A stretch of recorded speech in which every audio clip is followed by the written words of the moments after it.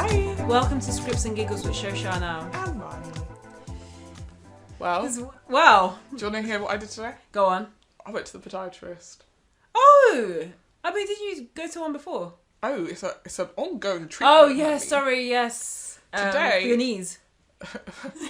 So she can twerk. It's not my knees, my knees are great. I actually... Podiatrist is a poor doctor, so it's definitely not for your knees. But as you will hear from what I'm about to tell you, Yeah. this is an all-leg problem that he Okay. sorts. Basically, today I had this thing called fascia manipulation, Okay. where basically I have never had an injury in my life. Wow, that's Right? great, yeah. I've never had an injury, but I do have bad knees. I just have bad knees. I Okay. didn't hit my knee or anything, Yeah, and it just my knees hurt sometimes. My nan was always like, "It's arthritis." I was like, "I don't think it's arthritis." So it's also moving between anyway, it's a whole thing. And ages ago, I went to the doctors about it. They made me go to physio for a couple of weeks. I got some orthotics. I was orthopedics. Braces. And called it a day. Yeah. And then they gave me some exercise, did that for a bit. Obviously, I then fell off because I was like, my feet feel fine, my knee feels fine, I'm living my life. But then recently, at the top of this year, I'm like, I'm going to try and run more regularly. And I was noticing that, after a while, I'd get this, pain in the front of my ankle. Oh, that's, yeah. Which basically would mean that, I'd go for a run for, 10 minutes and be like, well, I have to go home now. Yeah. So I went to this podiatrist, and he, in the first visit, was he made me do a gait analysis. So I ran on the treadmill, and then he basically was like to me, because my knees are, there's a word for it, but I can't remember. Basically, my knees turn in, Yeah. and then my hips turn out. Yeah. That when I run, there is a gap between my knees. Yeah. And the gap, as I get tired, gets closer and closer together, which puts pressure on my ankles, and that's what the pain is from. So he's like, you need to get some orthotics, because that will help with your feet when you're running. But you also have to do this thing called fascia manipulation. And I was like, what is that? And he was like, well, lie down on this bed. Yeah. Fine. Yeah. There is something very weird. I don't know. Maybe it's because I have not had several male doctors, touch my body. I just... Well, you said touch my body was running on Mariah Carey. Touch my body. Yeah, but not in a hot way. And Yeah, in any not that. shape. When I was a kid, I would always get we had a male. In our doctor surgery, we had 2 male doctors, and so when I would get my chest examined, it was that was the extent of it, and it's not them touching you; it's the thing. Yeah. So he was so basically, what facial manipulation is, it's a sort of massage, right? Yeah. At certain points in your leg, Okay. where the fascia, which is the muscle tissue, because of an injury or wear and tear or whatever, becomes really taut. So moving it is difficult, which will be why you get pain in your legs. Well, the last time I went, he did a demonstration where he pressed into one of those places, and I was like, ow! And he was like, yeah, so it's going to be a lot of that. Oh. Today, I came in thinking we were going to go for a run, do the orthotics. He's like, well, we're going to do the facial manipulation, lie down. And he just would, he was like, let's find the points where we're going to do the things. Pressing my feet, my leg. I was like, ow, ow, ow, Oh my ow. He was God. like, yeah, there are lots Oh, of, no. this is pretty bad. Which is not something you ever want to hear from, a medical professional about anything. Oh, yeah, that's bad. Anyway, it started, and when I tell you, he was like, so you just tell me, a scale of the pain. Yeah. Right. And he started, and when I tell you, it's the most sharp Oh, God. pain. And he's just rubbing it. Because Oh my God. basically, the point is, when you rub it, it warms up, and it separates that muscle and turns it back into a liquid. Yeah. Which means that the aim of this massage is to basically inflame the area so it repairs itself. Yeah.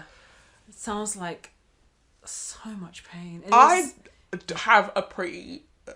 I either have I can't work out if it's just my brain just deletes the feeling of pain afterwards. I'm like, that didn't hurt at all. Or I just have I thought I had quite a high pain threshold. when I tell you that at certain points I just like couldn't breathe. It's like, oh my god. Oh my This is gosh. horrible. And he'd be like, scale of 1 to 10. I'm like, 10. Every one of these is a 10. My God. And then he would just keep going. And the point was that he would keep going until the pain went down. Okay. And so you're just like in agony for extended periods of time. Oh my God. We did that for like, I'm not even like 45 minutes on my left What? leg. I was supposed to do both legs. And he was like, yeah, we're not going to have time for the other leg today because I was expecting there to be so many points to your leg. But Yeah. basically, How's it feeling? horrible now. Oh Like my gosh. feet feel so weird. Yeah. My calves weren't as bad. Yeah. He did my hip and I actually thought I was going to pass away. And also like this part of my foot. The back of your foot. Look, like, you know where your arch is? Yeah. Oh Right God. there. Yeah. I was like, can we have a break? I'm so Yeah. sorry, I don't know how much more of this I can take. Oh my God. It was so painful. Yeah. And then he was like, well, bye. And I was like, bye. Wasn't it like what's the aftercare? Like He actually gave me a piece of paper, which I think I have. did he give you some paracetamol? No, Oh my I God. can't do any exercises for 24 hours, but I Yeah. can stretch. Okay. Trying to see if I just threw the paper away. No, I didn't. How does it work? Post-treatment. Tenderness to touch can remain in the areas worked upon due to the small level of inflammation that occurs. It usually settles within 24 to 48 hours and is part of the healing process. Do contact your podiatrist if you have any concerns. What else might I experience from a treatment? After the treatment, this varies from person to person. Immediately after treatment, some can feel lightheaded, lost in a few seconds. Others feel much lighter and free in movement.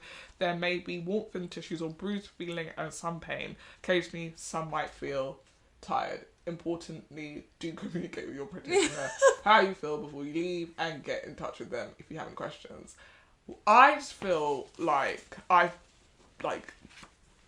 never been in a car crash, but I imagine that this is what it feels like to be in a car crash. Just my entire leg feels progressively as the days go on, more and more painful. Oh really? And how's your walking? I mean, when you walked in, you looked fine. Yeah, I think I'm limping to start with, and then I sort of get used to it. But even just then, just touching here to like show you, I was like, don't touch it. Oh my God. Like I looked at my foot afterwards, and it was like red. The bruise. Oh. And I feel like you have to do you have to do some damage to make my skin turn red. Again, web leg. So that happened today, and now I have to go in next week and take it. I'm like, what if I just never go back? Yeah, imagine. I tried it one. This is basically actually running. It's like one leg is like free as a bird. End up with one thick leg, one muscly leg, and then just one weak leg. Oh my gosh. How many times do you have to have the facial treatment? Once. Oh, each time. Just once. So one on this side, one this side. Oh, great. Okay, so after that other time. And then it'll be done, and then I'll get the orthotics, and then I guess I'll come back for like a checkup in like 3 months to see if it's like done the trick. Yeah. I guess if not, then we like have to see what's next. But could you not take something like numbing, some type of thing before you go in? I'm not promoting any type of drugs. That's not going to help though, is it? Because he needs to know whether that is. Because there were parts where he like started the massage, and I was like, "That's like a 3." Okay. He was like, "Okay, I don't have to spend lots of time on here." Okay. Exactly. Yeah, so if I'm like, everything's a 3, he's gonna be like, "Well, great, go home." And then I'm like, "Why is this one leg still weaker than the other?" Okay. And he was like, "Don't worry. I feel like obviously the left one is probably going to be the most painful because actually your left leg is weaker than your right leg. Yeah. So it'll be fine." But there were so many points where he was like, "Okay, you need to lie on your front because we have to do like the back of your leg," and I was like, "This isn't over." I thought we were done. Why am I still going? I didn't realise there was so much on my leg. Why is there so many leg? Also, were you fully clothed? So I went in leggings because they said in the email shorts or leggings. First time I went in shorts. This time I went in leggings. He was like, "Oh no, I need access to your leg." So skin contact. Yeah. Okay.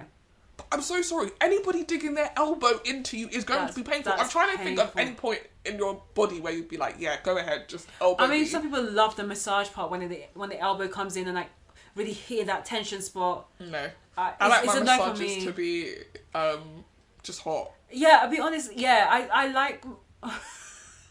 I do like massages, like a hot stone massage. I like this kind of I like massages, but the ones I've had, either I'm super tense And there's one time the woman told me that I have a bit like lopsided, like one of my shoulders is lower than the other or higher than the other.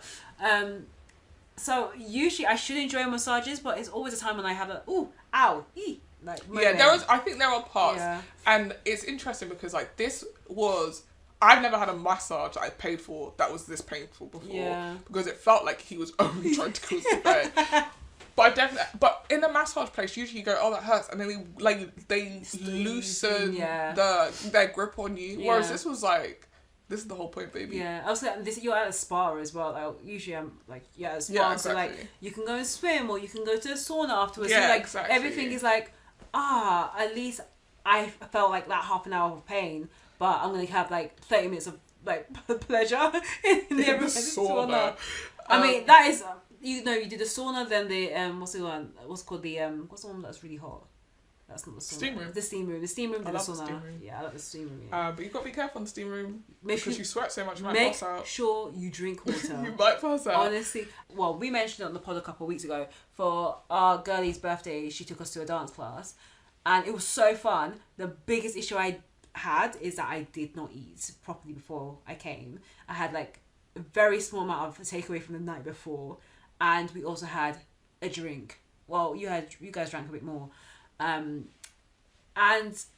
because I didn't eat properly and I underestimated how much we were going to exercise, I was feeling that I was going to pass out through most of that dance class. Then last weekend I went to a Zumba masterclass, which was like 2 hours. It was so fun. So fun.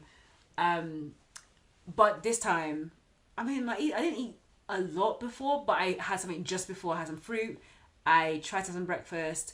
I even packed food for afterwards, and had enough water, and I felt so much better. I felt like, okay, I ain't gonna die. Yeah, I have forgotten both times I've been to dance classes to bring water, and then proceeded to sweat so much that I was like, I can't breathe. And you need to have water, so that's something I need to remember. And a towel. And a towel. Bring a towel. Always. Unless you're going straight home after this. Yeah, true. Even to pat down the sweat during that's class. True. Yeah. I think the last time I had like a top. I had a hoodie. Yeah. And then I had a t-shirt under the hoodie. So I just took my hoodie off and then started using that as a towel. But which is not what it's built for.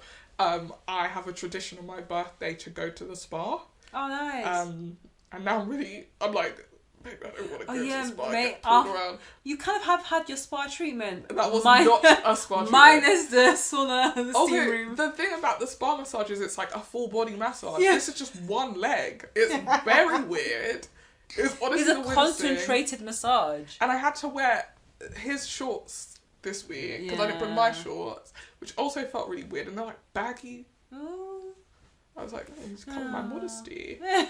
Oh my gosh. What if you see something I'm not supposed I'll to be see? honest, his focus is just making sure you're stretched out. I elbowed him in the face as well. Ooh. Is he young or old?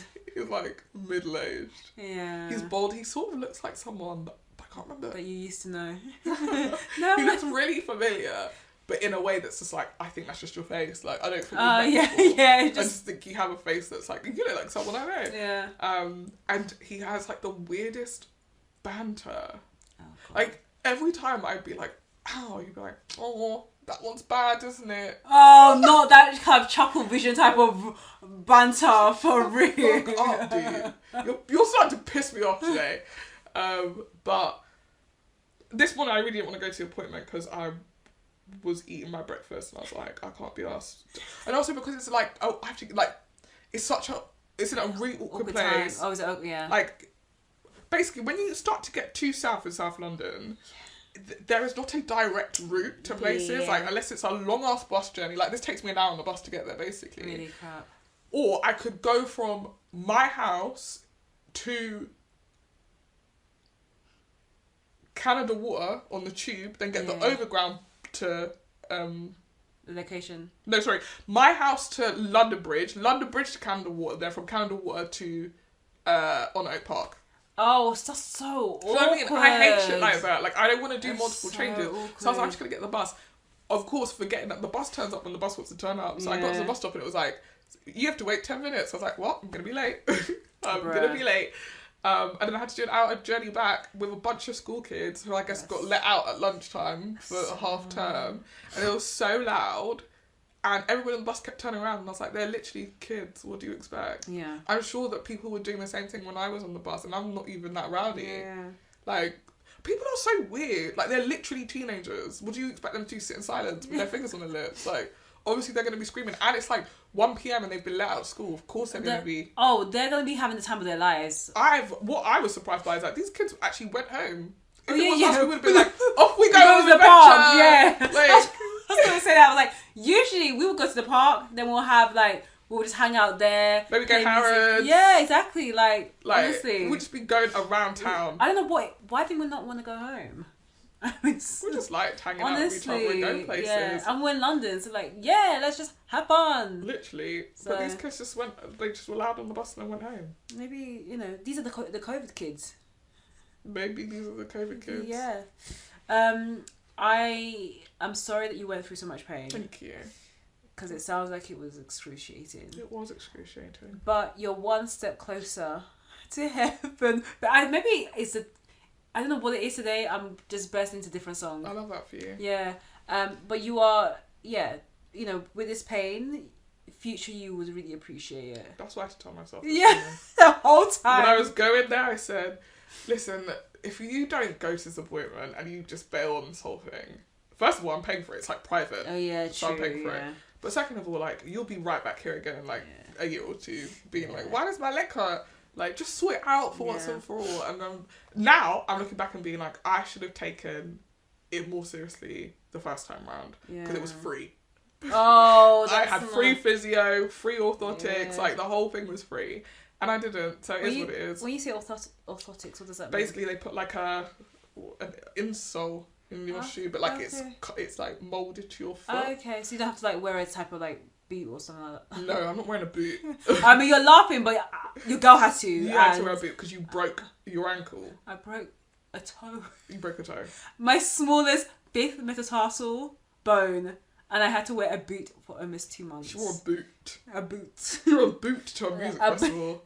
I'm sorry, I had to go to that music festival. That festival visit, 20,000 steps, I think delayed my recovery for like another 2 weeks. Honestly, I was in agony. That next day, I was like, my feet was just elevated. I was like, this was such a bad idea, but like it was so fun too. And there's a lot of alcohol, and people do feel sorry for you when you're in a walker boot. When you're in a boot. I was remembering that the other day, and I was like, we need to do it. That was crazy that you did that. But also, what are you gonna do? You paid for the ticket. Yeah, are you gonna not go? No. Yeah, it wasn't like immediately after. It was like 2 weeks before. So I was like, okay, at least. I mean, I wouldn't definitely not be fully recovered, but at least I have a boot and I know how to walk around in it. And it wasn't like the weekend before it happened, because I think I wouldn't have been able to go. I would have probably had to give back my ticket if it was like, that week. Yeah, probably giving it back because it was painful the first week. It was really painful. Yeah, as a person who, I don't know, I really don't know. Like, if someone was like to me, do you want to go clubbing tonight? I'd be like, absolutely fucking not. But if I'd already booked tickets, maybe I'd just take a paracetamol and force it. Fam. I know the doctor said don't go and do any strenuous exercise, but here I am. Yeah, but then that's usually.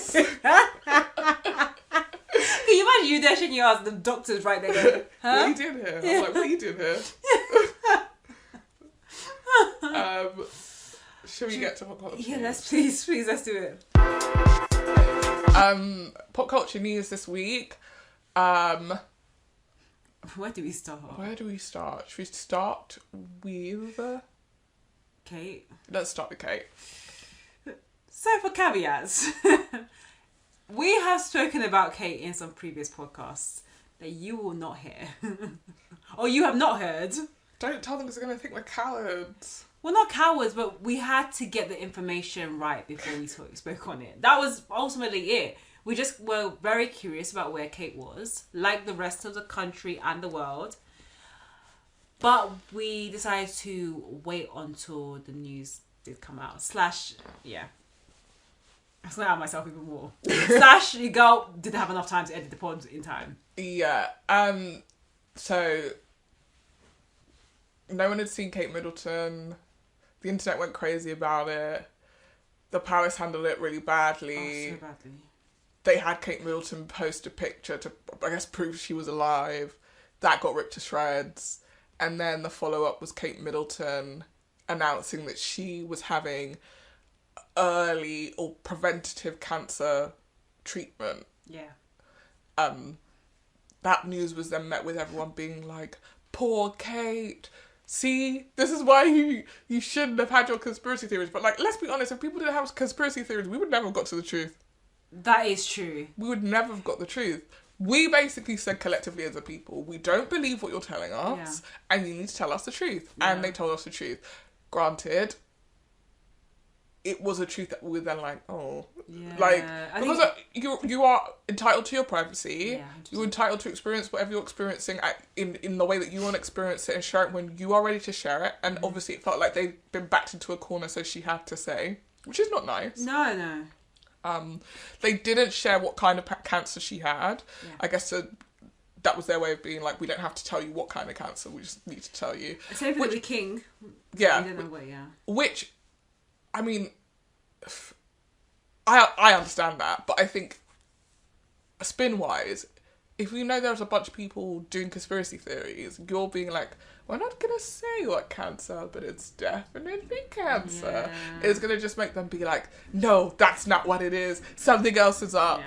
And I think that's the problem with the situation is like, the genie's out of the bottle now. Yeah. And even though she came out and did that, and like most of the public who are not online in that way were just like, okay, I guess that's what happened, and aren't gonna, interrogate it further other than wanting to wish her thoughts and prayers.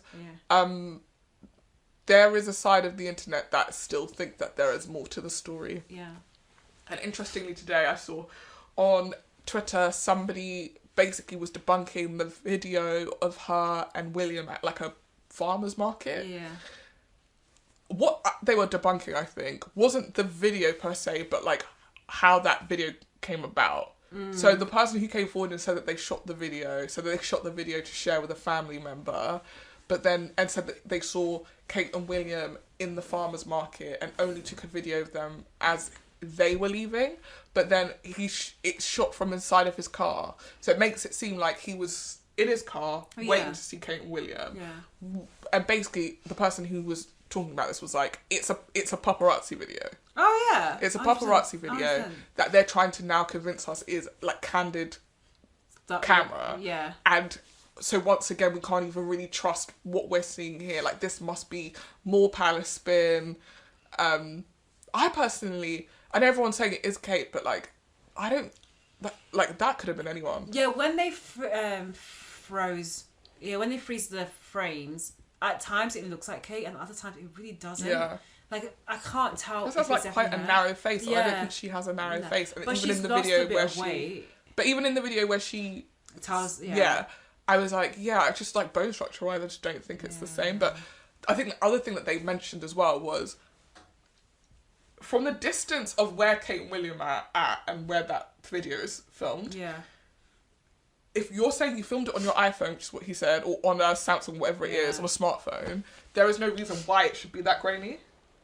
That's very true. Which is actually very true. That is true. That is true. Because, it was super grainy. It was very grainy. Yeah. Which, if you're a conspiracy theorist, maybe that's because it's not Kate and William. Maybe because it's like, lookalikes who they filmed to make it look like, oh yeah, look at them out just living their lives, being normal. Hoping that video would like tamper the noise online, and if anything, it just fed into the beast more.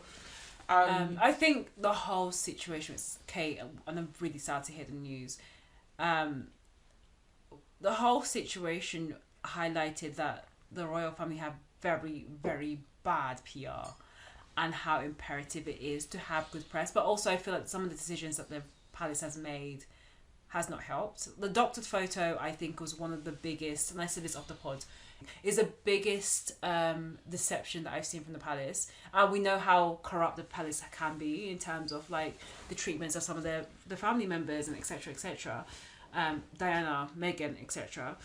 But the fact that they released that image to try and fool the public shows the level of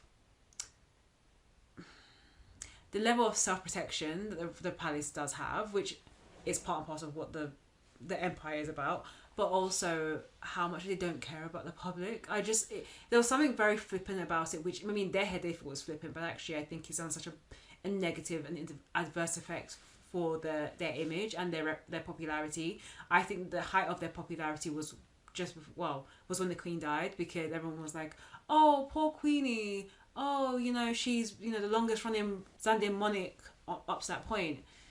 And her death brought a lot of sympathy for the family and changed that kind of perception that they didn't always have the best one, because that was the same year that Harry released Spare. So to have the doctor's photo, the fact that, Kate was quiet for as long as she was, and the fact that they lied also about the photo, all that rigmarole around who took the photo, it just shows that, of course, they're human, but that being said, that you can't trust everything that you read, and you can't trust everything that they say. So even with Kate's announcement, I do wish her a speedily and smooth recovery. And I don't know how I feel about the royal family, but I just will not be able to take everything that they say or how they behave as face value, honestly. And this is because they have bad PR.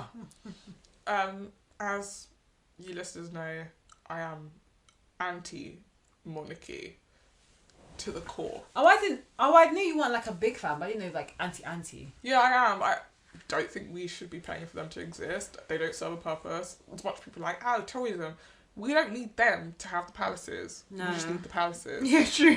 And actually there's loads of them that we can't go to because they live in them. Get them out of Balmoral. Get them out of Windsor. Let us go in there. But what I found about the way that they tried to cover this situation was that they either think that the general public are stupid, or they really thought no one cared about Kate enough to notice that she had disappeared. Yeah. And that's why like everything from that point either feels like they're scrambling, or they think we're really stupid and we're not gonna, like, that image of her and her children being hacked to pieces like within an hour. I saw that picture pop up on my like BBC News like alert, and I said, that picture looks really weird. I hadn't clicked on it yet to even see all of the things that people then ended up finding about it. And I looked and I thought, 1, this picture looks really weird. 2, this picture feels so deliberate given what's going on online. 3, this picture doesn't confirm or deny where she is. This picture could have been taken 8 years ago for all we know. Well, obviously not 8 years ago because like the kids, but this could have been taken at any point in the last year. Yeah. I'm not well versed enough about the royals to know. Oh, but it can't be because it's Penelope's 8th birthday. I don't even know what the name of their kids are. Louise? Phoebe? I don't know. No, Charlotte. To know what stage those kids are at. Because every time I see them, I'm like, yeah, they're kids. I don't know if they're 8 or 15. I don't know if that's important. But I think that they are learning, or maybe seeing they've lost any hold over us with the way that they've handled this. I think that the other thing about this, which is really interesting, and you kind of saw it with the January 6th insurrection, is like when people get something in their head sometimes, it is impossible to get it out of their heads. Yeah. And like, as much as probably most normal people have accepted that she's ill and that's the answer to the mystery and the mystery's over, there are loads of people who don't accept that and will continue to dig and hack and analyse and overanalyse. And they have kind of fed her to those wolves by not preparing or not coming up with something to cover this 3-month period where she's been missing. Missing in quotes, by the way, but like, I don't know, maybe all of their energy was focused on Charles and how they wanted to play the Charles cancer diagnosis out. Sorry, that they didn't think about bothering to come up with something for Kate, but it's just, to me, just turned into a bit of a like sad mess. and a mystery that we were all very sort of not excited. Yeah, I think the internet was excited by the mystery of where she was, and the answer is like, oh, well, that's quite depressing. It really is. It's taken the fun out of Where's Kate. Yeah, because those series were wild though. Not the PBL, and she's on a Celebrity Big Brother or any of the Secret Baby. Yeah, Secret Baby. All those rumours are wild and wacky. So, I mean, given the nature of why she needs to leave in the first place and disappear, I had suspected it was going to be a health related thing. But yeah, no one could have expected the cancer diagnosis to be cancer, even though it came from her. But how much of a gag would it have been if she was like, her video was like, the reason why I've been away is because I've been shooting the newest season of The Traitors.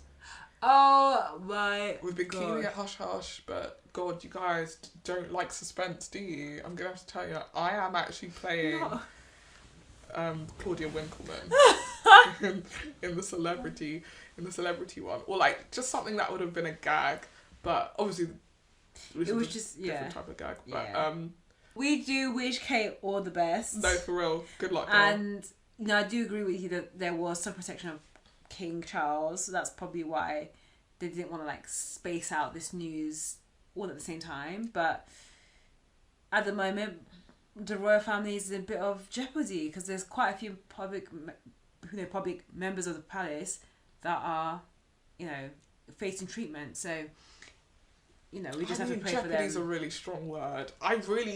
Unless they have not caught these cancers early, I find it really hard to believe that one of the richest families in this country, one of the most well-known families in this country, can't get access to top-notch healthcare. No, 100%.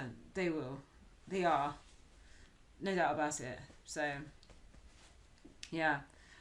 We'll just pray for a speedy recovery for Kate.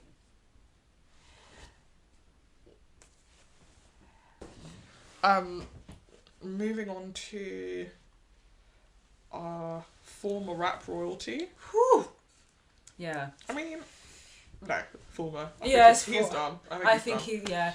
People were joking that he's now going to be catching the flight to wherever that guy is, Colombia. Who's in Colombia? Russell, the woman that the guy. Russell Simmons. Yeah. Wait, he's not. He's in another country. Why is he in Colombia? Why?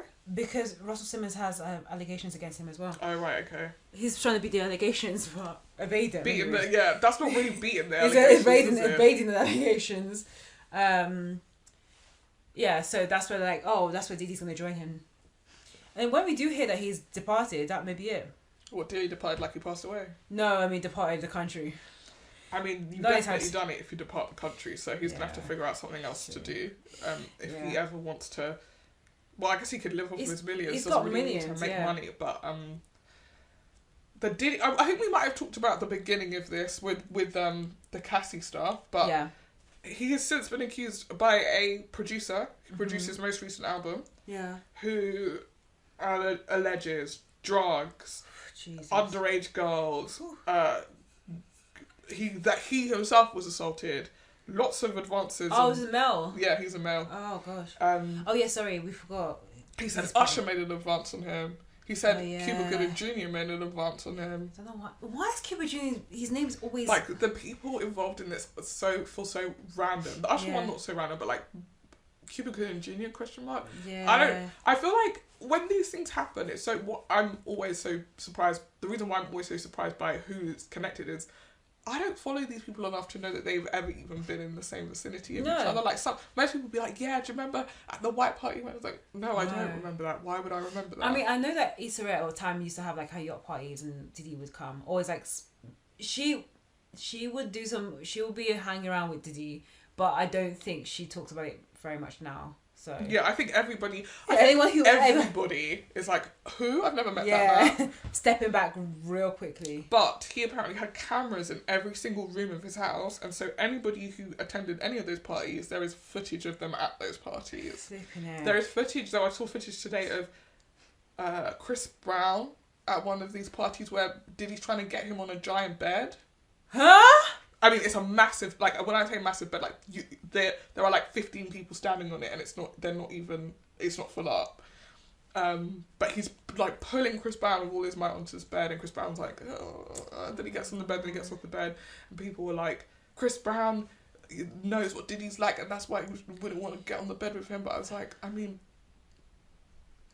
I don't know what Diddy's game is, but like that was a very public place if he was gonna try and assault Chris Brown. But yes, he is just being swamped with allegations that his son also partook in some of the assaults, and Young Miami would bring girls round for him, and other thing was like she brought him pink cocaine. Like she's wrapped right up in this as well. Oh my gosh. Like honestly, the minute the first allegation came, she should have been peacing out. Like, I love you, but I don't love the scandal. No, because the allegations are about recent history, so you're in it whether you were dating him or not dating him, because there's no way that this stuff happened and you weren't there for some of it. Yeah, that's true. So that is unfolding. People are saying Jay-Z's next. Yeah, I've heard about that. You know, anything that anyone has ever said about P. Diddy is now coming back. Where it's like, see, blah blah said this, Cat Williams said this person said this. 2024 is the year of the unreckoning. 2024 and that's what Cat Williams said. Yeah, he did. He said it's the year of exposing the lies. The lies, what is hidden in the dark will come out in the light. This is the year for it. And maybe this is the year for like the black men in Hollywood being exposed to this, because there was a period when that was happening with the white men. What's his face? Harvey Weinstein, the other guy, Kevin Spacey. Oh yeah, God, yeah. Sorry, the Met I've been going through it. Okay. Kelly. Yeah, R. Kelly and Bill Cosby. That dude from that dude who was about to be a star, but then he hit that white girl. Oh, we know. I can see his face. I can't. Yeah. He's Jonathan Majors. Jonathan Majors going out making good. What's it? The other guy, the black guy from Empire.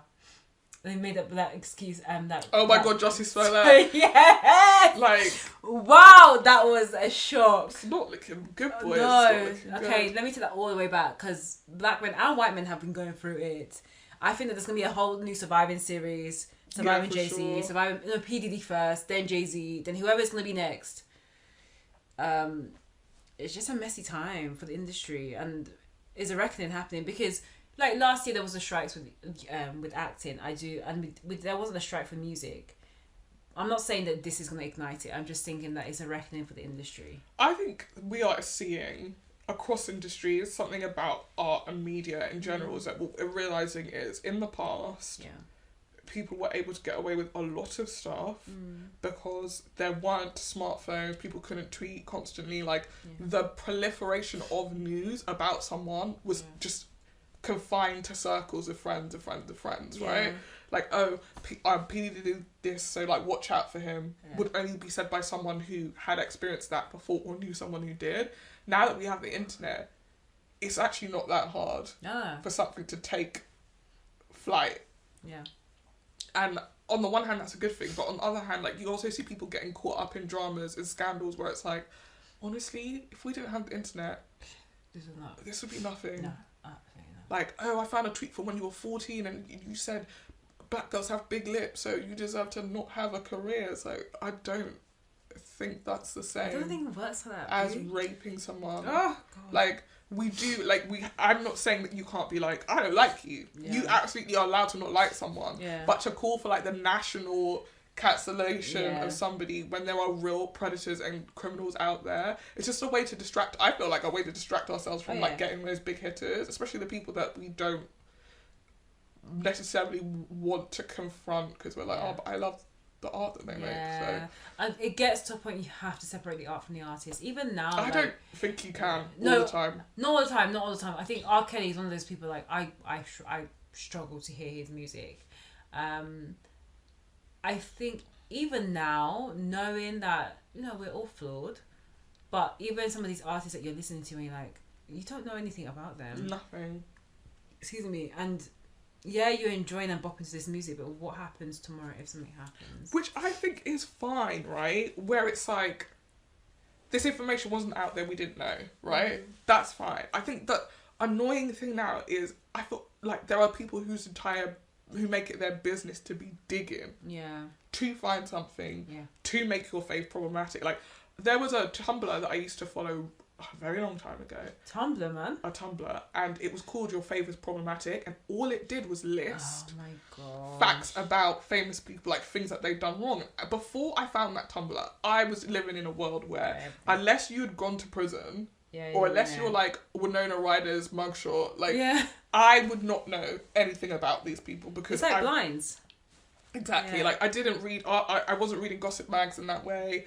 I wasn't reading blind items. I was literally a child, so I wasn't across that stuff, and so it would literally shook me to my core to be like, 2 seconds ago I was just like raving about, I don't know, Johnny Depp, and I've come on here and I've seen Johnny Depp did blackface, Johnny Depp did this, Johnny Depp did that, and you're like, oh god, and you just very quickly find out that like all your faves are actually incredibly problematic.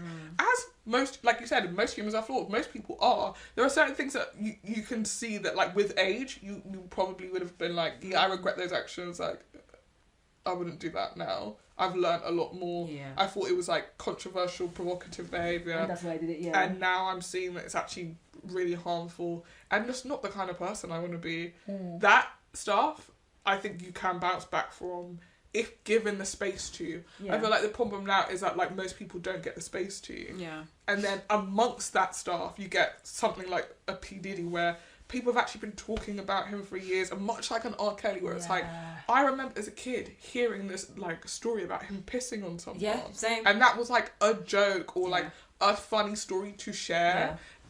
To be fair, I was a kid, so I don't really think I even was able to grasp the concept of like what that was. And also not understand that he's pissing on a young. Yeah, they never said she was a minor. Yeah, not at all. And again, the focus of the story was imagine letting someone piss on you, not a grown up man took a child and pissed on her without her consent. While engaging with her sexually, which is, by the way, illegal. She can't consent. She is a minor. So, you know, you take all those details out and it's like, haha, what a hilarious story. It's like, one, I don't really see how that's a funny story, but two, oh no, with the power of hindsight, we can see we were just as problematic. Why weren't we asking questions? And why was the victim the butt of the joke? But I guess that the thing about P. Diddy as well, which is clouding some of it, or maybe exacerbating some of it, is that people are like, oh, he's gay. Oh yeah, that's. And that's the focus, not the sexual assaults, the fact that he's gay. Yeah. Please separate the sexuality from it, because I still remember when Kevin Spacey. Yeah, I think this is what we talked about when we first talked about this. Yeah, it was one of the most like shocking things. I mean, his coffin was already open with the scandal in terms of his career being buried, but him making that statement added an extra couple of nails to that coffin, because he may be doing stuff, but I don't think he would ever reach this peak that he did with House of Cards and everything else he was doing before then. On Diddy, it just doesn't matter what his sexuality is. The fact that he is accused of assault of many people is what we should be worried about the most. Most recently, I don't know if you've mentioned it, but the FBI raided his house. And so the police are taking this seriously. I think the most interesting thing about Cassie, and maybe it was purposely done, of course she gave him a lawsuit, she settled out of court, but with her even starting that lawsuit was all she needed to start the exposure, to start the leak, to start the catalyst of people going, who's R. Kelly? Who is R. Kelly? Who is R. Kelly? Who is Diddy? What has he been doing? And now the magnifying glass is on him. And who's protecting these people? And that's another big thing, yeah. Like, that's what I mean about, like, I think the media the media bubble has burst. The power that these channels and companies and individuals had in the past is dissipating. And I think that's why we're seeing these, like, allegations finally reaching the surface, because in the past people would have been too scared to say anything because these people controlled their industries. I'm sorry, I don't know, but P. Diddy hasn't been relevant to me in years. No. I even know he had a new album. And with the rise of like the internet and sites like TikTok, where you can one day be a student and the next day get a record deal, like the relevance of a P. Diddy is nothing. Like, it's not like the old days where you would like, oh, I hope P. Diddy notices me when he signs into his record label and then blah, blah, blah. Like, that was a way to make it to where you don't need them anymore. And because we don't need them, so people are not afraid to to challenge them, and that's why we're seeing all this stuff start to fall apart. I think it's across all industries as well. I don't think it's just music. I just think everything, like the bubble is bursting. We've heard how streaming is destroying the music industry. Yeah. Same way it's destroying the TV and the film industry. Like, these things aren't built to sustain in the way that they need to in the current market. And I think the entire thing's going to come crumbling down before we can, like, rebuild it. Yeah. It may need to. Yeah, I mean, and that's what impacts so many artists. You're hiding people like, if it's been hiding people like Diddy and Harvey Weinstein and R. Kelly, then it does need to come crumbling down, because you just can't say that the price of art anymore is people's dignities and safety and well-being. Yeah, it has to stop. It has to stop. Speaking of that, a really smooth segue into something like a discourse that I noticed online about podcasts that review TV shows. Meta. So I've been seeing a lot of discourse online in general about the way that documentaries now basically need some sort of reality star on the front before they can be made. Yeah, it's very BBC. Yeah, I was going to say, every single BBC documentary about anything remotely interesting will pluck some reality star out of obscurity. Stacey Sullivan, I think, is a thing that... No, not Stacey Sullivan. Stacey, I know who you mean. She's been doing docs for a really long time, so not her. But Zara Phillips did revenge porn. What's his name? The other guy from... I think her husband. Oh. He did anxiety. Someone else did living with ADHD. Someone else did and it's like, listen, on the one hand, I'm like, I'm glad that these docs get made, because inside of them there is useful information, blah, blah, blah. These people, though... No offence to them. No offence to them. Are not journalists, right? No. Nor are they presenters, necessarily. No. So, like, what do you bring to this other than, like, you were once in Made in Chelsea? Yeah, I think if it was a reality star that experienced the battles, like, you know, you've had, like, Matthew Spencer suffering from, like, well, I think he fought with addiction and things like that. If it was someone that has Who is Matthew Spencer? Spencer Matthews? I was like, who the fuck is Matthew Spencer? Who is that? Matthew Spencer would be a great name. Well, Zara Phillips did experience revenge porn. Oh, did she? Yeah, and all these people that I've mentioned, they have a link to that thing. But no, okay. What I'm saying it gives it some legitimacy. However, I 100% agree with you. They are not journalists. They are not Louis Theroux. They're not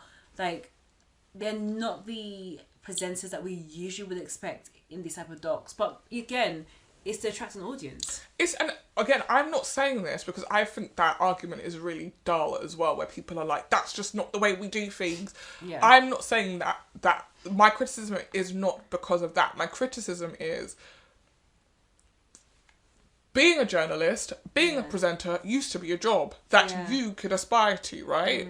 Now, because we are smashing together our reality stars into presenters, into journalists, into this, there are people who might be a better fit for those jobs, who can't get those jobs, because it is impossible to sell a documentary, at least on the BBC, without putting someone famous on the cover. Yeah, so it's possible that you come up with a great idea for a documentary, take it to the BBC, and they say, great, do we know any famous people that have that, though, so we could put them at the face of it? And then your documentary becomes Zara Phillips's documentary, and not the documentary about revenge porn. Yeah, that's true. Or about eating disorders, or about X, or about Y, like... The same way that there is probably a reality star who's experienced one of these things, there are also a lot of other people who've experienced those things. So Very even true. the argument that you're saying where it's like, oh yeah, but because they've experienced it gives them a link. Sure it does, but it also gives lots of people the link. Are we hiring the best person for the job? Or like you said, are we hiring someone who we think is going to bring more eyes to the screen? I think I hate to do it. It's a business.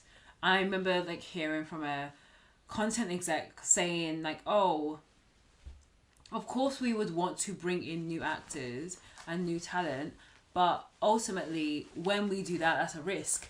It's a risk that, you know, you put a newer face onto a show, and what if as a lead and they may not connect with their audience, and that's why you go with someone who is, you know, already had that experience before, already a familiar face. So at least you know that on the talent front, tick, you've done your job to make sure that it reaches the masses.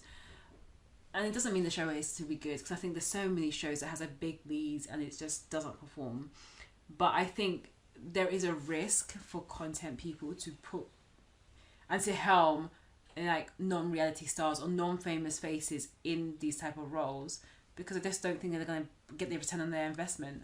I think the problem is inherently that what TV has taken away from the internet is that everybody wants to see influencers on TV. Yeah.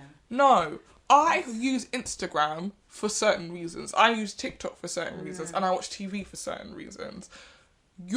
I don't believe that you're going to get people who weren't already on this channel coming to this channel and continuing to watch other things on this channel on the basis that you put their favourite TikTok star on a documentary about the solar system. I just don't think that actually, I would love to see, and nobody really likes to talk about it, whether that stuff ever does translate into anything long term, because really interestingly, what the channels should be aiming at is, okay, your audience is aging, right? Yeah. That's what it always does. Yeah. How are you bringing in the next generation of viewers? Yeah. These are the people that research is showing are watching Friends, are watching ER, are watching all of these old shows for a reason. And the reason is there's lots of episodes, there's lots of seasons, and it's not trying to pander to them and being like, this is a young person show. We got a young person to do Fortnite dances. This is for you. Like, they know what you're doing and they don't think you're smart. So it's not actually getting in the audience that you think it's getting in. That is true. I think when a lot of these content execs or whoever are spending so much money, for them, it's more of a business. And yes, the audience aspects gets left at the wayside. It really does. Because it's true, a lot of our age group and even younger are going to these old shows. But I would get that if that actually it made business sense. But to me, it's like, you are spending, sorry to throw Netflix under the bus, but like most streamers, and I think probably most channels, are spending money on shows that they have no intention of returning. That means that they are having to commission more and more every year, which is spend more and more money on productions that people then won't watch, because there are people who actively won't watch a show because there's only one season of it. True. Or that it stops in the cliffhanger. Or we never found out what happened to X. People don't want. That's what Gen Z are saying by watching Friends. I don't want to spend 6 hours of my life investing in a show that will not come back. I don't want to do that. And all of those shows, Friends, ER, Sex and the City, Grey's Anatomy, those shows are good because they were given time to figure out what they did and do it well. You are not, like, I watched the pilot to Friends the other day. And, like, it is a snappy pilot, but based on that pilot, I would not have kept watching that show. Same. I just wouldn't have. So if that show got commissioned now, which it wouldn't anyway because the concept is so small, it wouldn't make it past season 1. That is also very crazy. And, it wouldn't make it past even season 1 didn't blow up until, like, the summer afterwards, when they were doing reruns. Then it blew up that summer. And then when season 2 came, it became big. But the season 1, when it originally launched, it didn't. It didn't move mountains.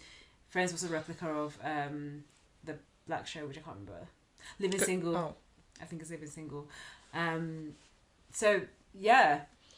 It's hard because there's less patience in TV. The lack of patience is trying to answer this problem of like, we have dwindling audiences. How can we keep the audiences? The audiences are going somewhere, and the audiences are telling you what they want, and you're still being like, but I feel like you guys want this. Yeah. Like, there's like a massive disconnect between what people are watching and what's being commissioned and what's being made, and that disconnect is never more evident to me than the people that they put to helm things like documentaries, or in this case, podcasts. Like, you have the opportunity, right, to make a show where, because you're a BBC podcast, making a BBC show, you have you can get unprecedented access to the talent behind that show. So what you could do every week is pick a show that's launching that week, get some people in from that show, and have a conversation about it.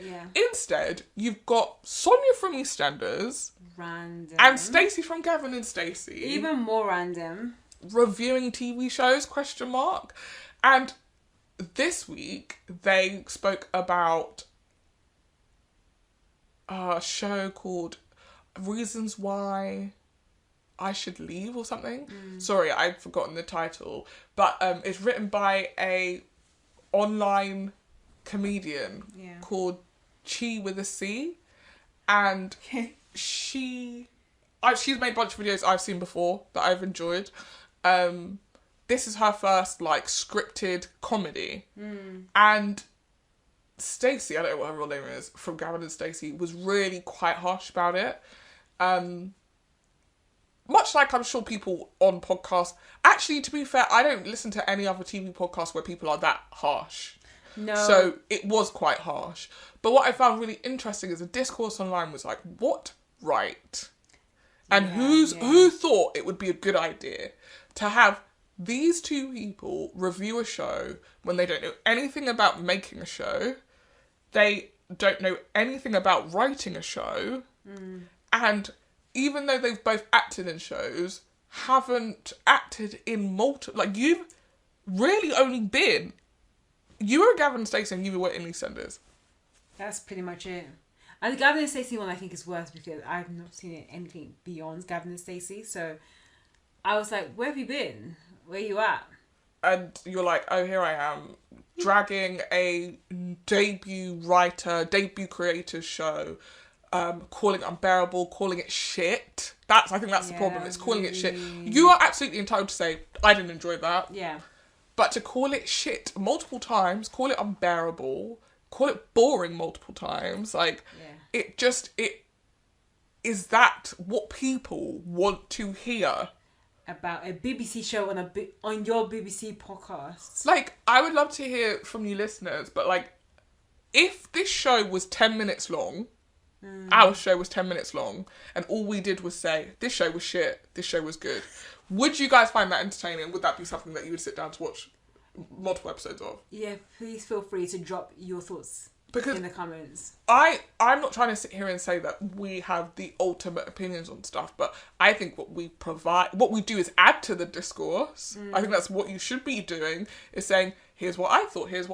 It should launch conversations between us, for sure, but also conversations with, I guess, with you guys even hearing what we're saying and disagreeing and agreeing. True. And I do think that's what art is supposed to do as well. As much as it is supposed to make you feel something, it's also supposed to make you...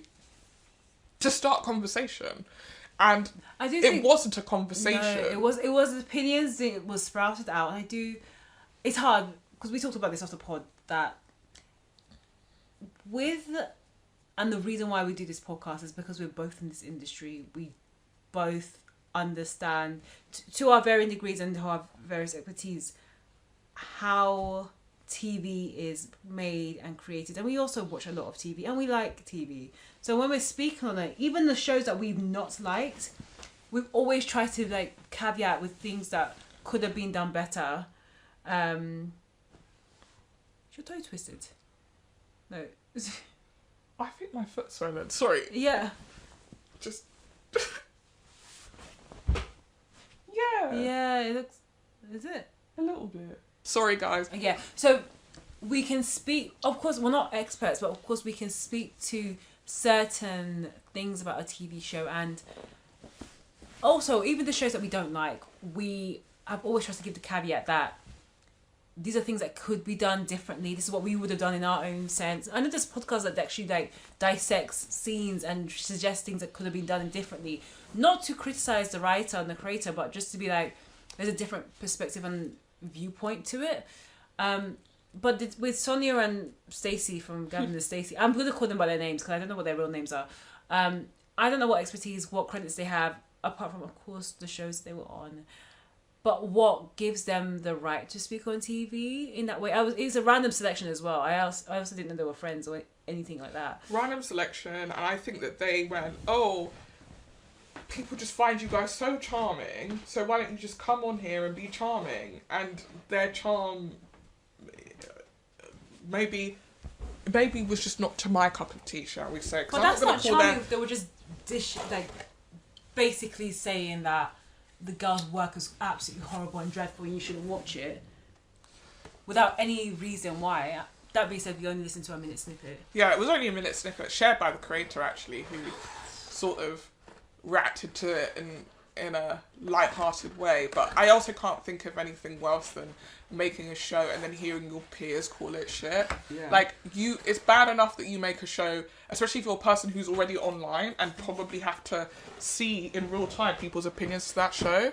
But if I was at work and I'd made a show and my colleagues could just turn around to me and be like, it was a bit shit though, wasn't it? Oh my gosh. A bit shit what you made. I would be heartbroken. People come up to me in the street being like, oh yeah, me and you, we did that course together. Your show was garbage. Honestly, one of the things about this industry... Do not show your face at the next briefing, otherwise we're all going to cuss you. Would it be horrible? And I don't know how they didn't think that this would air and potentially anybody who worked on the production or worked on the show, for whom I'm sure that they loved it, of course, would hear that and be like, okay, fucking hell. I still don't understand because it's a BBC show. Yeah. And you're saying this on the BBC Sounds podcast. Yeah. Your job is to actually inadvertently promote BBC shows, and you've done something that's basically told me I have no interest in watching this show.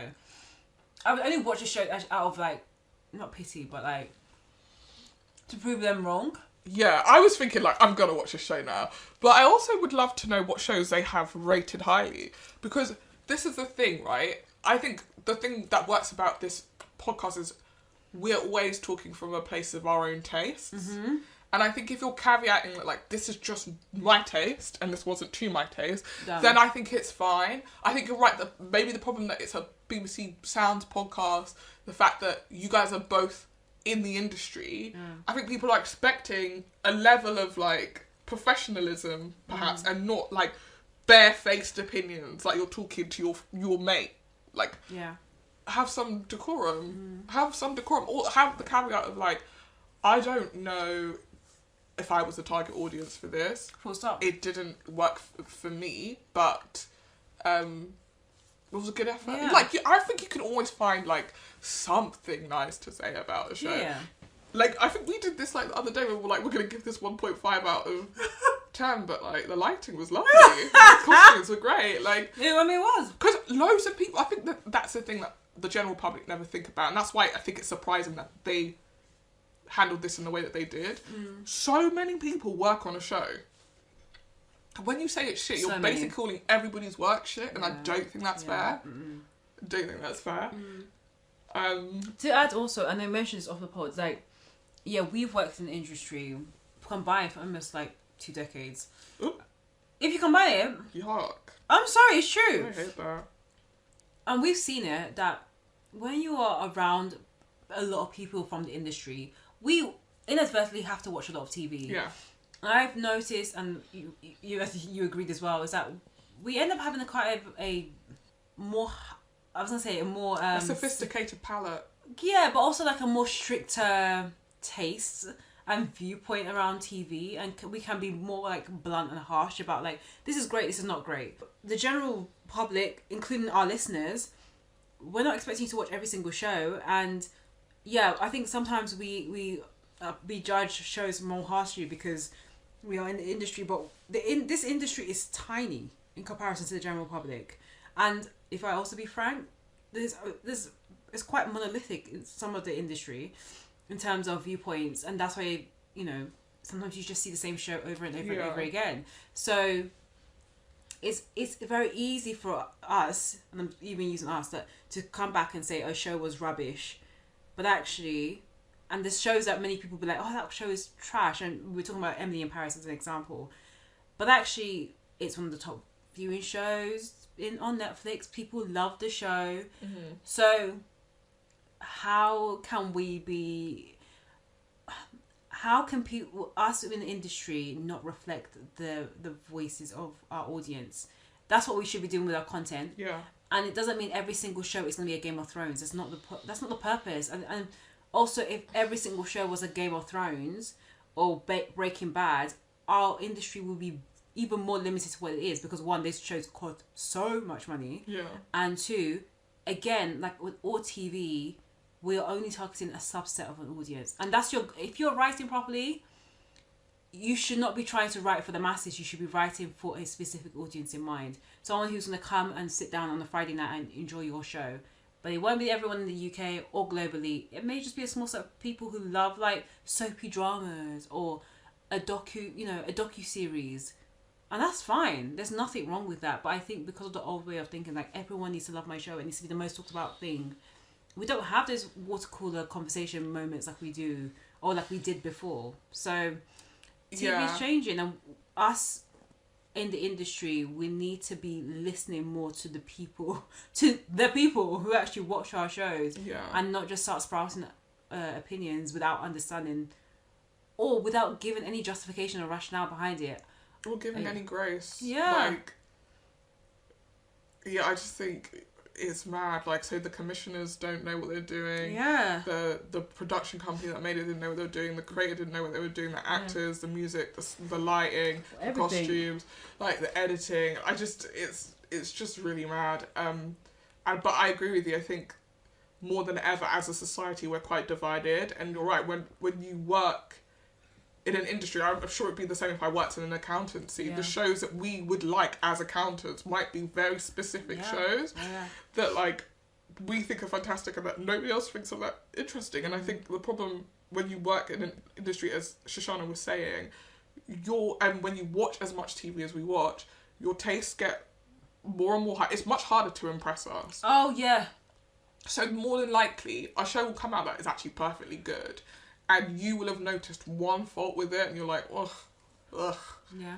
But the reality is, the majority of people watching this won't have noticed that thing at all. At all. It even terrifies me, even when I think about, from a marketing standpoint, I would labour over a trailer or a teaser or any type of creative for hours and days and finesse every single little bit of that creative, make sure the colours are right. And an audience or general public will only look at that image for like a minute, less than a minute. Second, really. And I laboured over that image and had to go and share it with so many different stakeholders and the showrunners and execs. It's crazy how much we sometimes detract the audience from our work when they are the core of our work. Yeah, exactly. Yeah. Shall we get on to the review of the week? Let's do it. So the show that we're reviewing this week is One Day, adapted from the novel One Day by David Nichols, adapted by Nicole Taylor. And I think David Nichols wrote an episode. Yeah, he did. He is one of the execs for sure. Yeah. Is it Nicole Taylor or Nicola Taylor? Nicole Taylor. I think it's Nicole Taylor. I think it's Nicole. It is a love story. Yeah. Through almost 2 decades. Between two characters, Emily and Dexter. Yeah. Emma. And Dexter. Is it Emma? Yeah. But they call her Emily by mistake. Maybe once. Yeah, the mum calls her Emily. Oh yeah. I've got it in my head now. Emma and Dexter. Yeah. Who meet one night at university, and then we follow them through their romantic ups and downs. Yeah. Emma is played by Ambika Maud, and Dexter is played by Leo Woodall. Yeah. So, this story is of course was based on the book. I read this book about 20 years ago. I mean, it was some time ago. I should not have been reading that book 20 years ago, I'll be honest. Thinking about it. 20 years ago sounds so far It does. away, but it was literally yesterday. It really was. Blink and, you know. Time is a flat circle. Oh my god. It doesn't make any sense. No, it is wild that it was that long ago, but yeah. And I remember just being captivated by the love story. As we talked about when we talked about Love is Blind at length. I am a lover girl. I really do love the love. When I read the book 20 years ago, which I'm just going to keep on repeating, I was really in for the love. Mm-hmm. And, you know, of course, over that time, they have adapted this into a film, which was not very good. I only watched that one recently, and it was, Anne Hathaway's accent, wild. She's a mother, though, so don't speak too badly about her. Well, no, she was great in other things I've seen her in, but her accent in this one, not so great. And also the guy who played her romantic interest, I think that they casted that one well because you can see the evolution of his age over the time, over the film. Whereas with this one, not so much. Yeah, they were kind of the same for the whole thing. Yeah, unless like his change his hairstyle, change her hairstyle. Yeah, I think she aged. He didn't age until like the last episode, for me personally. But yeah, to me it was a love story, and then watching the series on Netflix actually reminded me how toxic the relationship was. I've never been more triggered in my life. I did not enjoy the experience of watching this. Really? This is not a comment on the quality of the show by the stretch of imagination, but I was just like, get out. Yeah. Every episode I was like, this is just stand up. Yeah. I had a friend at university, which was the one who says friend. Yes. Where we had this sort of like weird thing. Sexual tension. And it went on far too long. In the same vein of this, of like, maybe one day. And and probably in a similar vein to this, there was a time where one of us had a crush on the other, and then the other didn't, and then the other one did, and then the other didn't, and then you're just like, oh, the time has passed, and now like actually spending time together is just like kind of weird because either one of you is in love with the other and the other one isn't in love with them, and so like there's a lot of resentment and sadness and mourning or love that never happened, and it's not enjoyable. No. And so when it got to like the midpoint of the series where every single time they see each other they're just either fighting or unhappy, I was like, why are you still doing this? Yeah. I don't understand. You guys are kind of like a glutton for punishment. And I know the show and the book are like, because they're love, deep down they love each other. Deep down they're supposed to be together. It's like, I'm speaking from my lover girl. Please stop telling people that's real. Like, I'm not saying love's not real, but I'm like, stop telling. I do not think for the majority of us that just wait one day it will work out is a healthy way to live your life by any shape or form.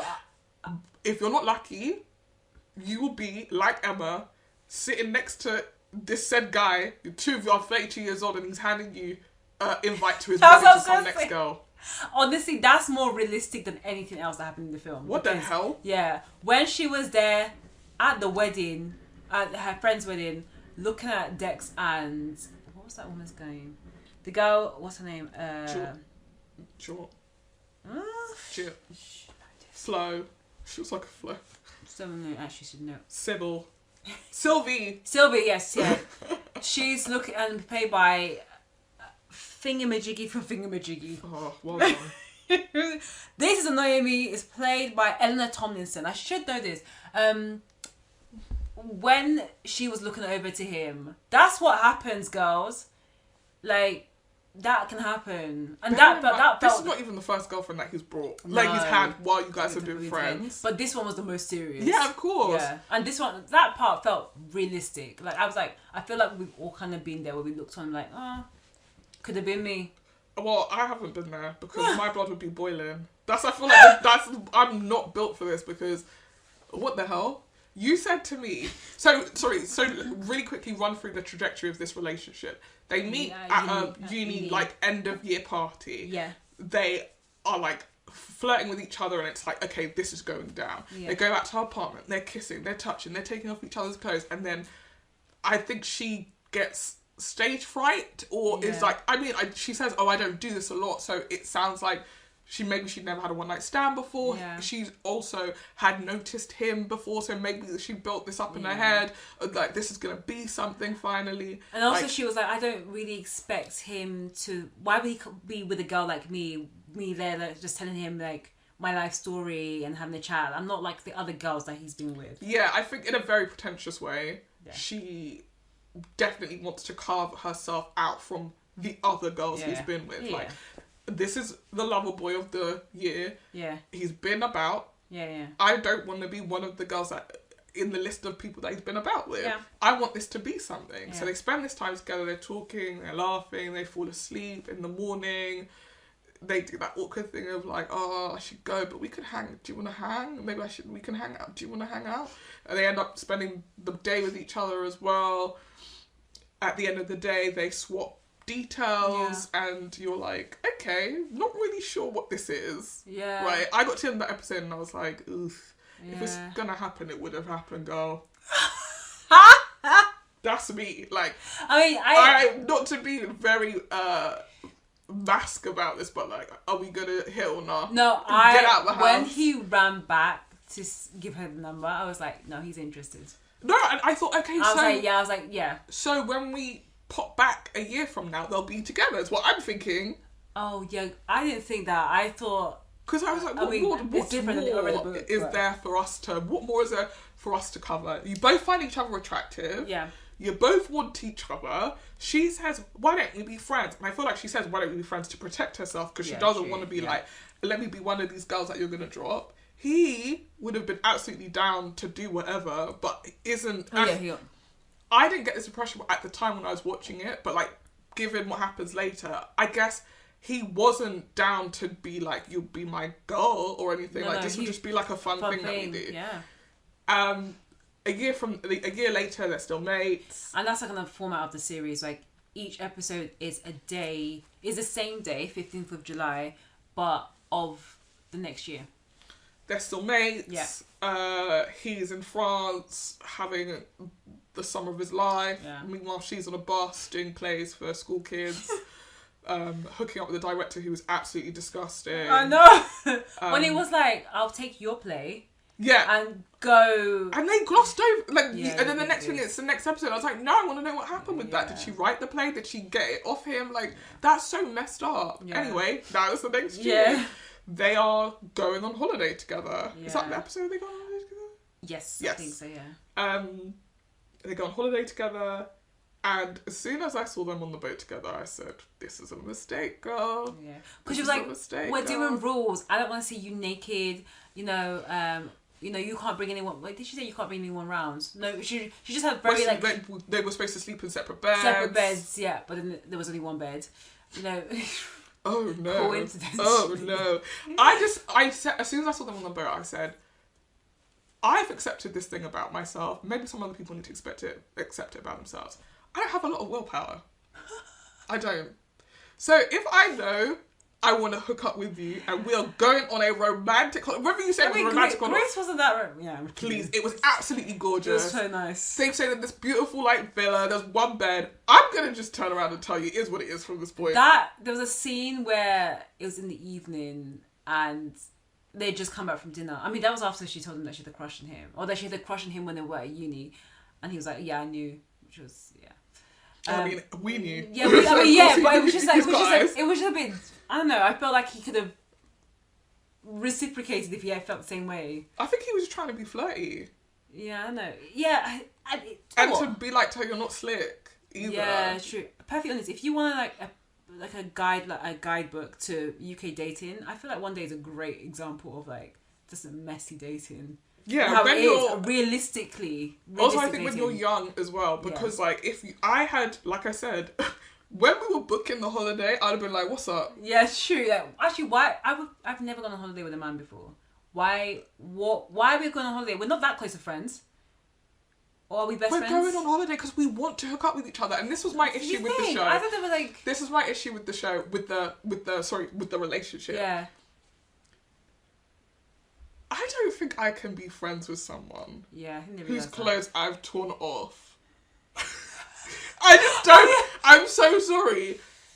Unless I tore your clothes off and I found something so unbelievably shocking that it shook my desire out of my body, there is no way that we're going to be just like hanging out, sitting on the beach, and I'm not thinking, damn. Yeah. I mean, you can see he's still got it. You can see in the scenes, they're like always looking at each other. There's like the close-ups of the camera where he's like looking at her skin and she's looking at him. Of course, what the hell? Yeah. We almost, and the only reason why we didn't wasn't because of like, we both looked at each other and we said, this is a bad idea. We just didn't because we didn't get round to it. Yeah, because actually, at the end of episode 1, had the parents not been there, be like, you want to go? Let's go. Let's do it. They're running. This is how horny these two are for each other. They are running back to his flat. And then 2 years later, you're booking a trip with him thinking, oh, but nothing's going to happen. We're just going to be mates. Yeah. I would have to, you would have to be a completely different person. I would have needed to find out you're bald. You're broke. Yeah. You stink. You're evil. Like, these are the things I would need to not find you attractive anymore. 2 years is not enough time for me to not find you attractive anymore. I mean, you look exactly the same. You speak the same. You still make you laugh. I want to smash. That could have been an opportunity, but she set out the rules at the beginning of the trip. Which she was desperate for those rules to be broken. But in a romantic way, right? Yeah. So when he eventually is like, hey, I also have a crush on you. Yeah. And if you want, we can like fool around, but like I'm not trying to. I just don't think it would be a good idea for us to date because I think you're looking for something different to what I'm looking for. And he's like, oh, I fancy everyone. Yeah. Oh. But I think the thing that made her sick to her stomach, because it made me sick to her stomach, was like, but if you want to fool around, excuse me. Yeah, exactly. Excuse me. If you want to just have a bit of fun. So then they go back to the villa and it's like miserable. Yeah. And this is exactly why I wouldn't go on holiday with you. Because if I know that I like you and we're going to flirt because that's the nature of our friendship. Yeah. And at some point one of us is going to go, hey, that's enough. Yeah. I don't feel about you that way. And I'm getting rejected again. Yeah. I'm walking into the sea. By myself. I mean, she kind of... Well, no, he walks into the sea. I'm not coming back out. Yeah, I think... I can't handle it for like a week and you're the only person on the trip. We can't even go speak to someone else. Just gonna be me and you. I mean, maybe with the whole trip was... No.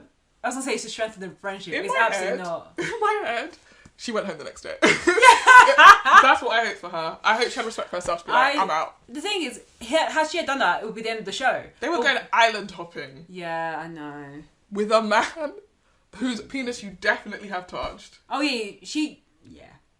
Yeah. Being like... But 2 years has passed. Watching him shower. 2 years... Yeah, she was... Yeah.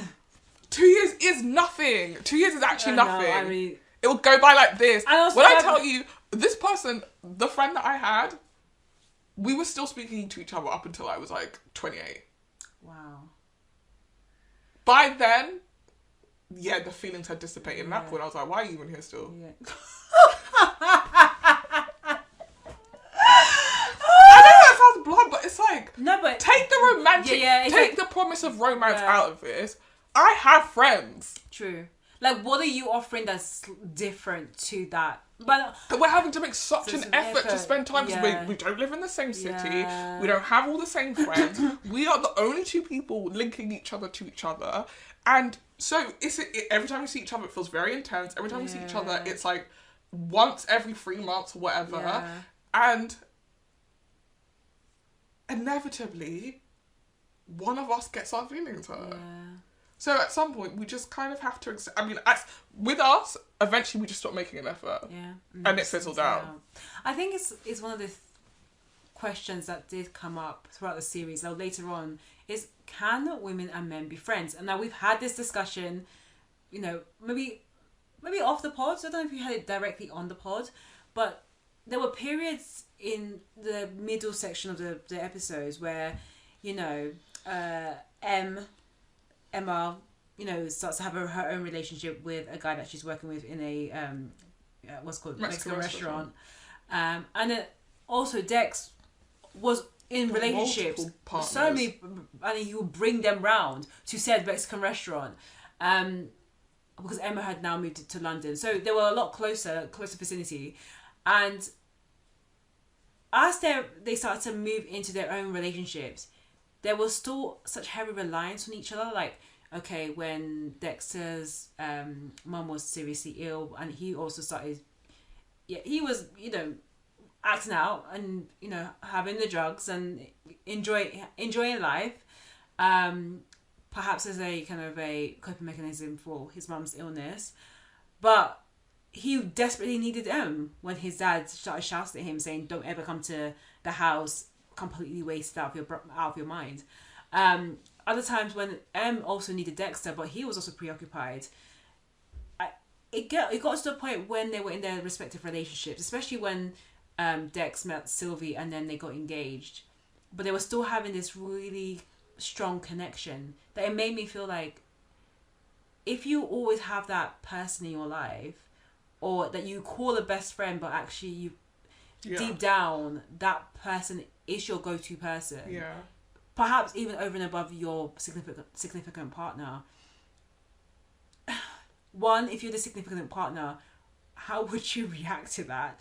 I.e., would you tell your partner that you can't be friends with the friend of an opposite sex? Or two, would you just leave it and be like, well, I don't want to be the controlling partner, so you can have a friend of the opposite sex, and, that's just your best friend, and I'll respect that.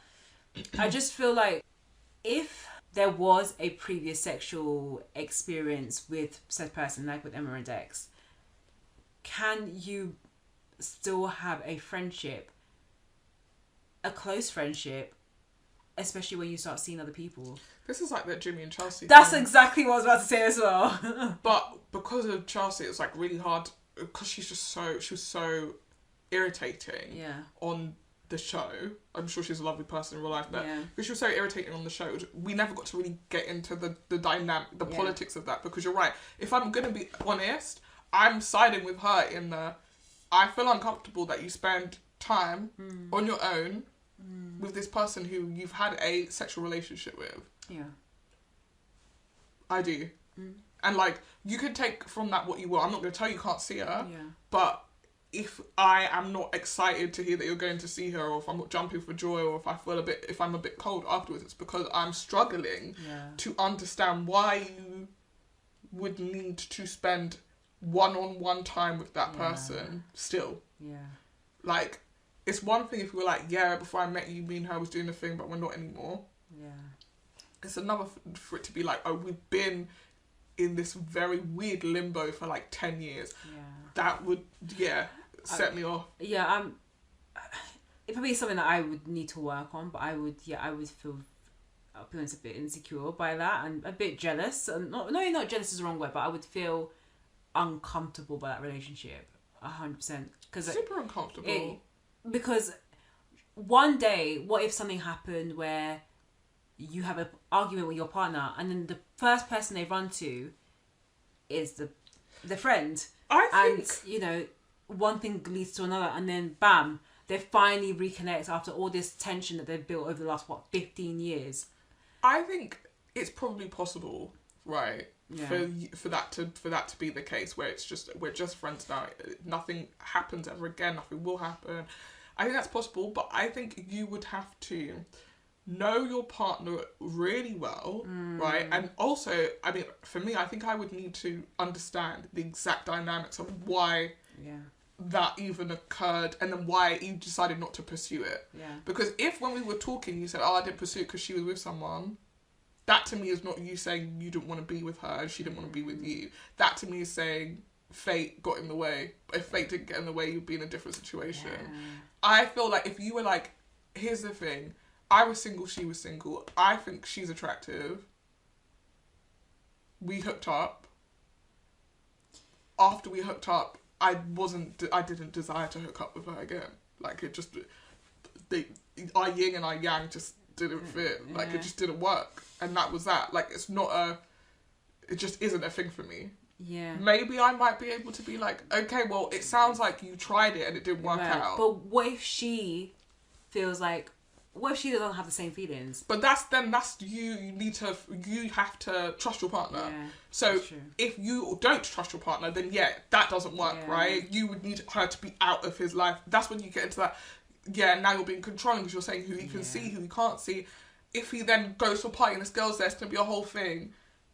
But I think that's because you don't trust your partner. And if I'm being completely honest, I would not want to come into a situation like that. Same. Like, I would have to, and I don't know how you would figure this out, how it would work in this way, because it would mean that he hooked up with her while you guys were together. Yeah. But weirdly, I would need to know you well enough first before that we brought that scenario in. So maybe you hooked up with her like 10 years ago, she left the country, and now she's back, and now you're telling me, oh, and by the way, I hooked up with her 10 years ago, but like, it's nothing. And I've been with you for 10 years, and so I feel secure enough that like, this is not going to be anything. You've never mentioned her once, so I don't think she crosses your mind. Yeah. I think it's fine, maybe. But I think that, like, if I was with Dex and I saw the way that he was with her, it would be a wrap. Yeah. Because I think the thing is, and obviously it's because they're truly meant for each other and they love each other, but like the way that he is with her was not the way that he was with any of his partners. No. And that would be the thing that if I was dating someone, that would be the thing that would set me off. Like, so much more affectionate with her, you're so much more caring with her, you're so much more understanding with her. I feel like you put me... Yeah. You gravitate towards her. Like, I've got to jump through hoops to get your attention. And she so much as coughs and you're like... Emma, like, it's just, like, so, jumping ahead, when Dex's mum dies of cancer, I think. No, undisclosed, but you dies of an assume, illness. He hits the ball pretty hard. Yeah. He is essentially, at this point, doing cocaine to, like, get through a meal. And him and Emma end up having this massive bust up. And they stop talking for like a year or 2 years or whatever. They meet again at this wedding. At this wedding, he's dating this girl called Sylvie, who he is really making an effort, like not like the other girls that he's dated. He like loves her. He's met her family. He's really making an effort with her. But they go to this wedding of Emma's friend. Yeah. And Tilly. The whole time that they're there, he's like trying to make eye contact with her. He wants to speak, desperate to be near her. And I just feel like if I was with someone and I could just tell that they would be, and rather be anywhere but with me, it would just be too painful. I think I would just have to check out the situation. And we as the viewers are supposed to watch it and be like, oh my God, because they are endgame. Like, they are meant to be together. And like, when they kissed in the maze, I really wanted to be happy for them, but I was like, this is really cruel, actually. It was. Because you've had ample opportunity. You guys have had ample opportunity. But now, when my guy is getting engaged... Yeah. You guys met at 22. Yeah. You're now 32. Yeah. Still doing the same old shit. Kissing in a maze. Oh, so romantic. Sure, it was romantic, but... You have a fiance with a baby on the way. Oh, yeah, sorry, he announced, he did a double whammy. Which she knew when she kissed him. I mean, wasn't it like an accidental, like, they kissed up. They did. It's a legit kiss. Yeah, it was. And that's the problem. I just don't believe that these are two people that were ever friends, because you haven't spoken for 2 years, and then in resolving and becoming friends again, we're kissing. Oh my gosh, it's so that's not friendship. Yeah. I can say, when I stopped talking to my friend from uni for a period, when we made up, we didn't start kissing. No, because that wasn't on the cards. But unless you guys had a similar beginning or introduction to where Emma and Dex did, maybe it was a different dynamic. And I'm saying, because that's our friendship. Yeah. That's our friendship. Yeah. If we had started that way, having hooked up and nothing had happened within like a year, I would have been done. I would have been done. Because the reason why it took so long is because like we started off as friends. Yeah. Oh no, am I developing feelings for you? What's happening?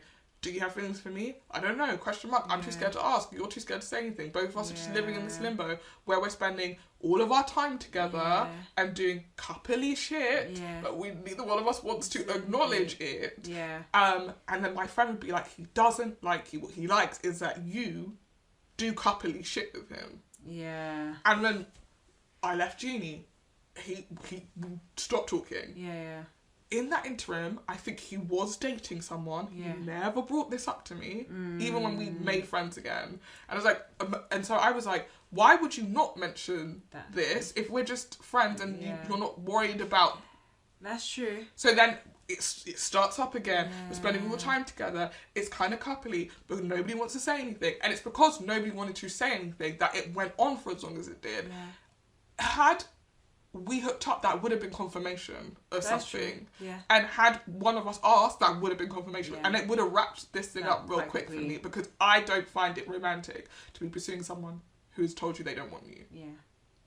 That's true. You can't. Yeah. So the only reason why I'd be pursuing that person, even though they're telling me is that they're saying they can't date me, but they're not saying they don't want me. But which is kind of the weird space that they're in. It's like, but then why? I mean, in this case, exactly, it was... but then why? But in this case, there's a other person in the room. No, two other people in the relationship, i.e. Sylvie and the future baby. But that part, I'll be honest, okay, when they kissed, I was a bit happy. But I also, again, the lover girl in me was like, oh my goodness, this is so sweet. We've kind of been waiting for this. Yeah, however, because it was almost like... Episode 10. Yeah, I was like, it was a while. So I was like, we've been waiting for this for so long. However, this narrative has completely changed because he's getting engaged. So he's getting married. So there's nothing else that you can do. Now we have to pray for the downfall of that marriage. And that's the thing. And that's where it becomes really, really messy. Girlies, when you are dating people, like, again, you need to understand who his friends are, who his circle is, because usually the top people that are around him is a reflection of him. But also understanding if there's any friendships that quote unquote where this type of dynamic has happened, because perfectly honest, that would be a turn off for me. It would be a massive turn off to know that you have a friend who is that close and things have happened before, but maybe you're not gone that far. You're not friends. You're really not. It would wind me up if you even described I think there's a difference. I think honestly, there's a difference in friends. The people that can have sex with someone, not see anything beyond it, and be like, we're still friends. Let's say friends.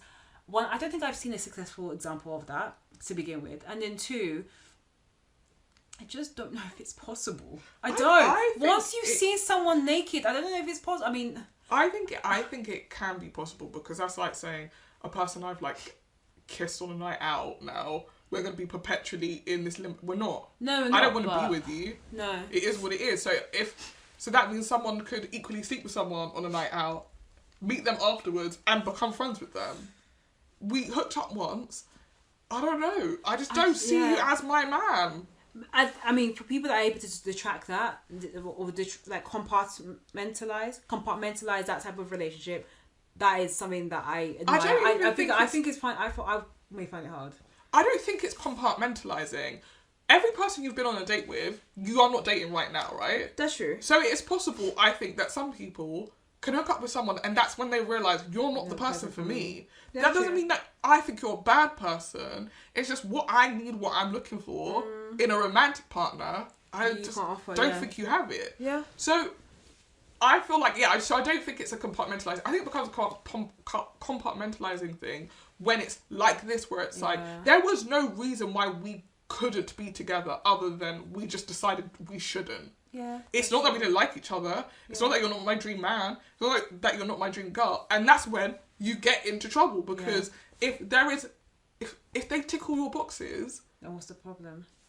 One, what's the problem? And two, why am I here? Why am I here? Oh my gosh. Because if every time they come into the room, all you're going to be thinking is tick, tick, tick, all the boxes that they tick. And then I'm going to have to be competing with them in this relationship. It's too much. Yeah. That's why I said I think I would need to be with someone for a while before I found out information like that. Because if it came in too early, I would just remove myself from the situation. It is not worth it. But actually, I think it's good if it comes early, because also it's good for you to see very quickly who, like, okay, let me rephrase that. If your partner is and does have a very close friendship with a woman of the opposite sex, that means that they will be inseparable-ish, and that means that she'll come around a lot sooner. It's the women that stay away for a bit while you like develop your relationship and then come like later on that may be a bit concerning, because it's like, why are you not around? Or are you threatened? Are you threatened? Because we're not that close. Okay. That's also true. Threatened about what? I already fucked him. Oh my god. Exactly. Now you look stupid. Oh, don't ever come at me, sis, because I was here before you. Oh my gosh. Don't let me embarrass you today. Oh. Like, it's just, yeah, I don't know. It's tricky. It's a tricky one, yeah. Actually, what I found interesting is that when their respective relationships sort of collapse, yeah. it's not because of the other person. Yeah. It's because of an entirely new person. Yeah. At least in Emma's case, yeah. it kind of feels like both those things were people self-destructing. Yeah. Like, she didn't want to be with that comedian guy, so she self-destructed. And cheated, yeah. And so she could get out of it. Yeah. I think he genuinely liked Sylvie. Yeah. But that their relationship suddenly progressed from, like, two people falling in love to, like, a husband and wife and of parents. And that, I think, just trashed the whole thing, because reasonably until she cheated on him, I can understand the frustration of being with someone who you like as a boyfriend, and then becoming parents unexpectedly, and that person not immediately changing into a father, and to be fair, to his credit, he's not a good dad. No, I think the issue is that she just wants I think the issue is what she saw for herself as a wife and mother was not what was on offer. No. And had they not rushed into getting married, then they could have got to that place. I agree. Or she would have seen that he's not that guy and got with someone who was that guy. But instead she cheats on him with his boss, who's also his old mate from school. That was so messy. Gross power dynamics happening there. And so he is then a divorcee. Yeah. She invites him to Paris, where she is living. She's written a book at this point. Yeah. He arrives and he's definitely like, when can we go back to your flat? It's like, please stop. That's why I also I couldn't be friends with someone who liked me. What? Because like, why are you so clingy? Why do you care? I feel like you're always trying to also concoct a situation in which, like, we are going to kiss or something's going to happen. Like, that's why you're saying, let's get back to your apartment. It's not because you want to see my flat. It's because you're like, once we get in, I can put the moves on her. It's too much. Give me a break. So they get to the house and he's, like, trying to put a move on her, as I said. And then she's like, oh, sorry, I have a boyfriend. Which wound me up so much. Because, again, at this point, they've kissed. They know that they're into each other. His marriage is gone. You're not seeing anyone, to his knowledge, at this point. Yeah. This is the perfect time for us. And she said, it's in fact not the perfect time for us, because I've decided I'm dating someone else. Boyfriend, yeah. So then he's upset. She's upset that he's upset, because she's like, you can't just keep me around as a backup, blah, blah, blah. But he has been doing that, though. But he has. Why are you upset today? You weren't upset yesterday. All that 10 years that he's been dangling you along for the past, on a thread. Today you want to be like, I'm not your backup. But why did you invite him to France, girl? I get it. As he reveals in this episode, they have now had sex. Yeah. And she's like, oh, it was only once. Huh? He was like, it was 3 times in the same night. The fact that he was counting, I was like, okay. He was like, yeah, I cherish the memory. I loved it. I recorded it. Like, he's such. What I like about Dex and her, like, I like the balance of, like, him being the one that's, like, open and loving and affectionate, actually, and that she's the one who's a little bit more closed off and guarded, and so it's like, of that moment where they had sex, and also I think, like, obviously a part of us was playing it down just to try and seem cool. It was like nothing to her, and to him he's like, yeah, I remember what you smelled like, I remember where your, like, how your hand stretched, like, I remember what you were wearing, like, just like, okay, relax. Yes, but I want you to know that it was special for me. Was it special for you? Girl. I have a French boyfriend now. Yes, but we slept together 3 times. Once. The Antoine, okay? he starts crying. It's all very pathetic. She, however, of course, is like moved by this because he's who she wants. Like, that's why I'm like, why even get the French boyfriend? Why waste time? Maybe it's like, I know I don't have willpower, and two, I know I don't want to waste someone's time. If I am in love with somebody else, I can't get into it with you because. Just let them know, and at least they can move on. Her heart's not in it. But then that means her heart has never been in it. No, I think her heart has never always been in it. Dex. And that is actually a very hard thing. To almost 20 years, you have held this unrequited love. Meanwhile, you're the one forcing it, saying we're friends. True. If you love him, tell him you love him. You're writing love poetry about him. Yeah. You're doing this, you're doing that. Meanwhile, going up to him and being like, we're mates. Because I get it, she's scared of getting hurt. But equally, is it not painful to be dating these people who are not the man that you want to be with? That, to me, feels like painful. Hollow. I would hate that. Sounds really painful. So, she bins her French boyfriend. Yeah. That was like, he's just gone. Like, she said something really sweet and romantic about it. Yeah, so he said, basically, our French boyfriend arrived and he was like, oh, we're going to go to dinner. And he's like, I can't, I've got tonsillitis. And then because he's crying, basically. My God. It's so, like, pathetic. She goes to lunch. She's supposed to be staying over at her French boyfriend's, but he takes a shower and he comes out. Yeah. She's there and she was like, I told him I had tonsillitis too. And they're like, oh my God, this is so romantic. Oh my God. And they proceed to have sex, I guess, for the fourth time. Oh yeah. And then this time we do see it. And that felt a bit more satisfying. I was like, yes, finally we get to see them together. Again, it went on for a bit, not gonna lie. Yeah. But they seemed to have fun. I love that for them. Yeah. It was very delicately shot, I thought. Yeah.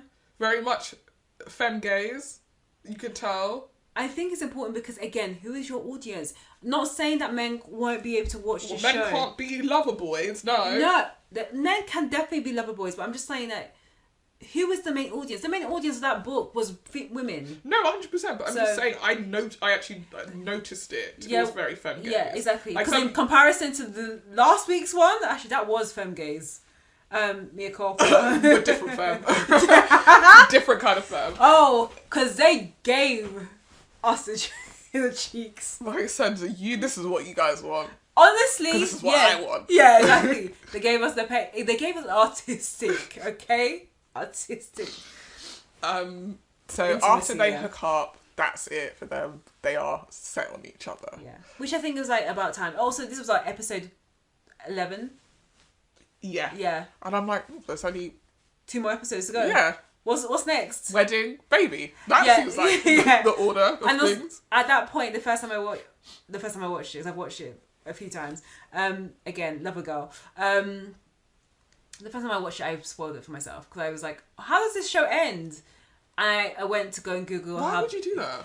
I don't know why. You're already watching it. Yes, but I don't know. I just wanted to find out how the book ended.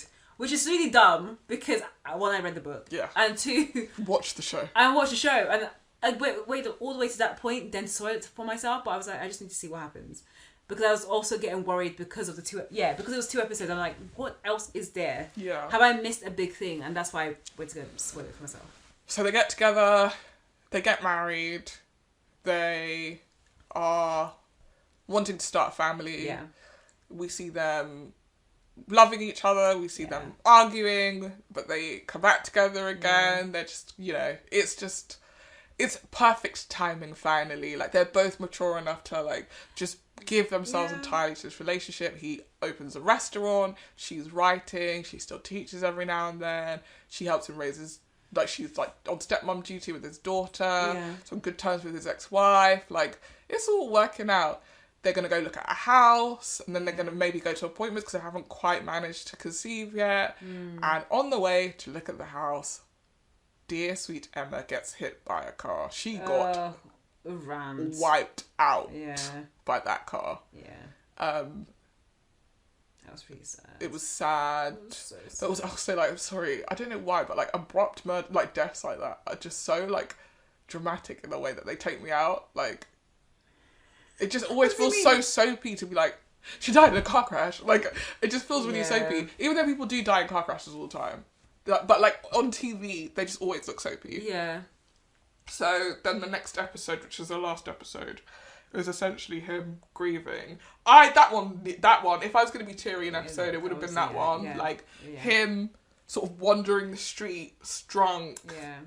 Like at the party with his daughter, and then going into the strip club bit was a bit eye-rolling, but going into the strip club wanting to talk to the stripper and then getting kicked out and then shit beaten out of him, taken back to his ex-wife's house, she's like killing her. It's really sad. Yeah, it was sad, yeah. And I really felt for him. And then the next year, everyone comes around to his house and they talk about Emma, and then he goes into, I guess, the storage room where he keeps her stuff, and then has like a vision of her, which is also really sad, because then they cut to him in the room by himself, like leaning his head on nothing. I don't know why people always choose that trope when... The vision thing. Yeah, because that happened in The Crown as well. That never... Well, maybe I don't have a vivid enough imagination, but that's never happened to me. Like, I've never been like, I miss you so much, and then you've actually like appeared next to me. Hey girl, it's me. Like, oh my god! But I get it, for dramatic effect. Yeah. And then he takes his daughter to Arthur's Seat. That was really sweet. In Edinburgh, where they met. Yeah. Where him and Emma met, sorry. And on the whole time throughout the episode. I think the thing that was weird is obviously so many people would have binged this, that like, to then have the flashback, was like, this is extra, we don't need this, we just saw this. But we do get a moment that we didn't see earlier, which was that when he ran back to her, he kisses her. Yeah. So I guess he ran back to her, got her number, went, then ran back again and kissed her. When was that supposed to happen in the timeline of the... Because what we see in episode 1 is they part ways. He gives the number and then he runs back again and kisses her. Oh, okay. Yeah. I think. Because that kiss was like... Yeah, I think that's how it ended, because she walks off and she's like, wait, do we see her walking off? Yeah. Yeah, we do. Yeah, see her walking off and she's kind of like smiling. But in the first episode, when he gives her the number, he walks off. Yeah, she walks off. They're both like... Because they kiss at a set, like another, like around the corner, basically. Because he runs off again. So again, he was interested. Wait, so that makes sense. Exactly. If he was interested, what's going on? It's just silly. It's just so silly. Dumb. Sorry, I watched this twice. It only clicked Jen. I honestly, and it was the whole... This is my thing. I spoke to my sister about this. I was like, this is the thing about this. They really want us to be like, oh, romance. This was the relationship they always should have had. And it was so infuriating, because it's like, there is nothing in the way of these two people falling in love other than themselves. And maybe that's the message of the show, actually, is that like, go after what you want. True. Because if he'd gone after what he wanted at the beginning, she probably would have been cycling that day, got hit by a car. They would have been married ages ago, they would have had all their kids and had a great life. Because they get married and she's like in her late 30s. That's why she's like, I don't know if we're going to have a kid. And that's why she needs to go. Also, she wasn't too sure about kids at one point, and then she changed her mind. Yeah. So it's like, you know, basically it made me think like, yeah, if you love someone, you better tell them straight away. Fam. Otherwise you'll be trapped in a 10, 15, 20 year... Situationship. Yes, literally situationship. Yeah, let's not call it a love story. Situationship with some guy who's dated everyone but you. Bruh. Oh, I cannot believe it didn't just click to me right then and there. She went to his house. His parents were like, she's great. The whole time. Every time. Everyone who's around them is constantly like, just get together, together. And they're like, we're just friends. Oh my god. Please, no, I don't ever want to be in that kind of situation. Please, and please. Also sorry, but their banter without flirting is dead. Oh yeah, it is. You've got nothing to talk about. No, she carries the banter. And at times when she's like, oh, I just feel so, like, basically, I feel so insecure. And he's like, I find you're amazing. You're 2 in a million. Like, you don't need to worry. Like... And even then, like, that scene where he's, like, trying to cheer up and they're on, like, Regent's Park, they were in Primrose Hill or something. Oh, I thought they were in Broccoli. And then Brockwell Park. They were not in Brockwell Park. Shoshana. I think they're in Primrose Hill or Parliament Hill. One of the hills. Yeah, maybe it's Primrose Hill. And... Or Hampstead Heath. Yeah, maybe the fancy one. One of the hilly ones. Basically, you get a really beautiful view of the... You've been there before. You have. And she's like lying in the crook of his arm. I was like, this is so intimate. Like, I'm perfectly honest, I don't think, even my close friends, I don't think I've ever had that kind of dynamic. If we were doing that, let's just... We're in love. We're in love. Let's just kiss now. Yeah, maybe since I'm just such not an affectionate person in general. I'm not trying to lighten the crook of anybody's arm unless they my husband, my man. Yeah. That's my man. Because when I was watching, I was like, maybe friendships are different. Maybe other people have friends that I don't have. Maybe no, it's just like maybe like you can have that level of closeness with a male friend. I did fall into the TikTok. Oh, this is most of the time this podcast. I'm like in TikTok or on TikTok. I fell into the TikTok of like best friends who are male, female, and the whole challenge was like kiss your male friend and see what he says, or see what happens. And for some, there were the women will try and kiss and she gets swerved. Some, they actually, the guy kisses her back.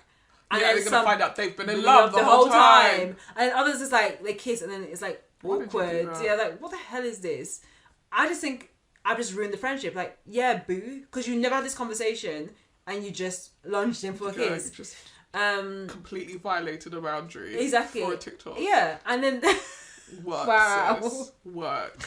But that's what it made me think. I was like, maybe you can have that level of closeness. Because some of these girls that were leaning into kiss, like, they didn't have to lean that far. Like, they were quite close already. And I was like, I don't think I have a male friend, and I don't have many, that I will be able to be that intimate with without having to question myself going, is this just friendship? I have a male friend that's, like, flirty. And that makes me uncomfortable. It's not even like this person has made a pass at me. The person is like, hey, but I'll be talking, they'll be like, I'm the real package and I'm right here. But sit like, down. Uh-oh. I hope you're joking. I hope this is a joke. No, I would just laugh it down so hard. I just like, I'll just pretend it's going over my head. And most of the time it does. I'm not even gonna lie. It really does. It's probably not going over my head. I'm deliberately ignoring you. Yes, I don't want to deal with this. This is what I'm trying to tell you. I don't want to deal with this. Yeah. So I'm just going to pretend it didn't happen. I had one male friend who tried to make a pass and then got rejected very quickly. No, because the thing is, I was confused. Where did you get the signal that I liked you? Do you know why I feel like this doesn't happen to me? Because I'm actually more of an enemies to lovers trope. Yes, yeah, you love it. Yeah, you friends. Like, when I think about the people who've ever turned around and tried to make a move out of nowhere, it's always people who I'm like, I hate you. What? I hate you. And they're like, oh, I thought we were doing a thing. I'm like, no, I actually just don't like you. I don't like you as a person. You know? But now I'm thinking, hate, love, the line is so thin. The line between negging and, I was going to say, nagging to negging. Nagging to negging. No, because negging is about, negging to... Negging is... Yeah, what's something that's like opposite but like romantic? Well, negging is romantic. Yeah, but like there's the line between negging and no, I think you're right. Flirting. Okay. Or negging. Negging is flirting. Yeah. Okay. Negging and. What are you trying to get to? Like a romantic thing that's like rhyming with negging. But negging is flirting. Okay, negging to kissing then. Right. Can be quite. Oh, that's my point. Negging to pegging. Or negging to necking. Oh, I like that. That's a good one. I pass out the pegging. Yeah, you can take that one. The line from negging to necking can be quite fine. And that's the kind of thing that I kind of resonate with too. Like, I do feel like, oh, you're mean initially, then you just start negging and you're like, oh crap, I really like you. You're like, oh my god, the way you cussed my mum was so creepy. Oh my god. I mean, but I feel I resonated with that kind of trope when I was younger. Now I'm like, you neg me, I'm like, cool, dude. And like, I don't get as interested. To be honest, I thought you were going to drag me and try and bring up a story. I was like, I have no story. I'm trying to be honest, negging doesn't work when you start doing it to me. It only works when I start doing it to you. Yeah. If you start trying to neg me, it's a wrap. Yeah. Like, when we were in Amsterdam, this guy came over to our table and was like, oh, I can get you into this club, I can get you into this club. And I was like, okay. Then later on he came, I saw him talking to another group of girls being like, I can get you into the club. And I was like, no, this guy just going up to everyone. Yeah. So he came back round to the table and was like, do you guys want to go to the club? And I was like, haven't you been up to every girl in this club? And he was like, no, let me explain. And I was like, pause. This is boring to me now. Yeah. And I could tell that he was just like, I'm not sober enough or equipped to deal with the fact that you don't find me charming. And I was like, I don't find you charming. Or I was actually hoping to scam you tonight. Yeah. But like, the annoying thing is, I feel like the others weren't really on it, but I would have fully gone there and drank all their drinks and then bounced. Yeah. Like, I feel like that is also a form of negging. Take all of his money. Is that negging though, or that's just like skimp? I mean, yeah. I don't know. For me, that's because I didn't actually like him. Yeah, that's the thing. I've noticed, like, as I've grown older, as I've got a bit older, like, I'm more than happy to neg you, more than happy to have a laugh, more than happy to have a joke, because I don't feel like emotionally attached in that way. The guys that I would like, that's when I'm the complete opposite. Mute, shy, like have to like put my hair behind my ear kind of thing. Like, that's how I am now. Kicking her feet. Yeah. That's when I was younger, where I was like, oh, I'm more than happy to neg you, like, because I secretly deep down really like you, or I'm more than happy to accept you negging me, which sometimes borderline, if I listen to it back, bullying. Rude. Is the pulling the pigtail thing in in the playground, that type of thing. That, and also, in my experience, the kind of men that respond very positively to being negged are ones that you cannot shake afterwards. Yeah. They are staying for life. My gosh. They will follow you to the end of the earth. You don't understand. They have some deep primal memory in them, and this is what they want. This is Honestly, what they want. And now you're like, that was just banned. I would like to leave this party. And they're like, yeah, leave with me. I'll buy you a house. I'll buy you a Jeep. Be my life. And you're like, I don't like you like that. I was just bored. Yeah, but you got to be careful. Yeah, exactly. Really do, because in my head, I agreed with you that the charisma and the banter between the two of them was flat-ish. But I think she had more charisma than he did, and she wasn't afraid to kind of neg him every now and again. Like, no, I think that's when the banter would work. Yeah, but he couldn't match. But he was captivated by her. So in that sense, maybe that is. But I also feel like she was actually quite jarring sometimes. And what I liked is that sometimes he would call her out on that. Like, you want to be quippy all the time. You always want to be like, ha ha ha, let's make a joke of this. This isn't funny. This is not actually a joke. Like, and also I'm not stupid. Yeah. That one got that conversation when they're having the argument in the restaurant. Yeah. What he said to her. Ooh, again, triggered, because I have had that same argument with her before. What did he say to her? I'm not the one about him not being, where he said, I'm not stupid, like, you're really judgmental. Yeah, that like, was... Oh yeah, you're surprised I even know that word. How can you? Yeah, if that hasn't been me being like, oh, I've decided in this dynamic, you're the dumb one and I'm the smart one. And then that person is like, excuse me, I was a person before I met you who also was smart. Just because I don't read the books that you read and I'm not as well versed in like world politics doesn't mean that like I'm stupid. Yeah. And you actually never give me a chance to not be stupid because you've decided that's our dynamics. Yeah. Because you're judgmental and you're stubborn.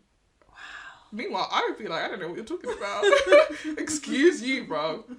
When really, it's like, yeah, he read her and like that I recognise. But I recognise that in her. It's just like, that's what it's like when you're that kind of student. Like, I think I was that kind of student as well. Just like a little bit pretentious, really like smug about what you know and like constantly like just telling everyone how smart you are without saying that you're smart. Like, look at the wordplay that I can do. Look at what look at this, look at that. Like, look at what I'm reading, look at what I'm wearing, look at what I listen to. Like, I'm significantly better than you. Yeah. And it's actually crazy because you want to be with him, but you think you're better than him. Yeah. Does that make sense? Yeah. But it works when you're like 22 because you don't. You're like, this is fine. This won't come back to bite me. I think that she masked or she protected herself with the intelligence aspect, or the fact that she felt that she was superior in terms of, you know, being articulate or, you know, having a career or etc. etc. She protected herself with that because she was insecure that she would be able to get a guy like him 100%, in terms of like 100%. Looking at his previous girlfriends, and she wasn't a model. Like, I think he dated a model in the show. Yeah. And he also dated other actresses as well. She's not. She was a teacher. Nothing wrong with that at all. So I think that was used as a mask in a sense, but... Yeah. I get it. Like, I think the characterization on her part was so clear. Yeah. Down to the fact that when she changed her hair, and when she started wearing lipstick, everyone was like, wow, you look so good. She's like, why does everyone keep saying that? I mean, she did look good. She did, but like that would absolutely play on your like. Mind, so I was ugly before. Yeah, you always saying. Yeah. And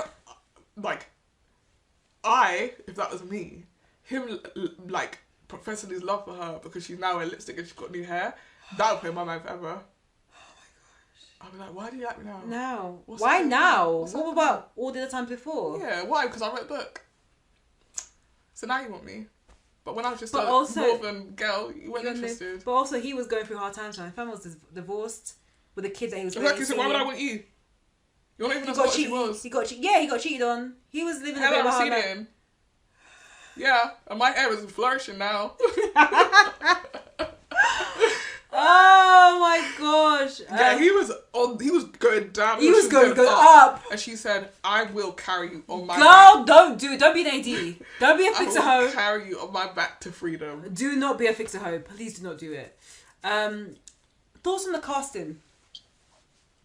I don't have any. Okay. Do you have thoughts? No, I was really happy to see Ambika as like the lead for Emma. I think in the film adaptation, it was Anne Hathaway, as I mentioned before. Even the way that the book, I mean, I don't think it went into detail about race. I'm now talking about race. I didn't give a lot of like physical details or physical features about Emma, but the assumption was like they were going to be a white couple. And actually, this adaptation for the series was very different because it was an interracial relationship. And there was some discourse online about it, but on the grand scheme, I think she was the right choice. She was really funny and really charismatic. I think Leo is kind of like that understated, I was going to say understated heartthrob, but like he's a good looking guy in the show. He definitely represented kind of like a lad. And I think for that British male romantic lead, I think he was the right choice. We did speak off the pod as to what kind of things he could do after the show. Mm-hmm. I don't know if I can see him as a leading man yet. He's still relatively young. I mean, you keep saying leading man. He literally just led a show.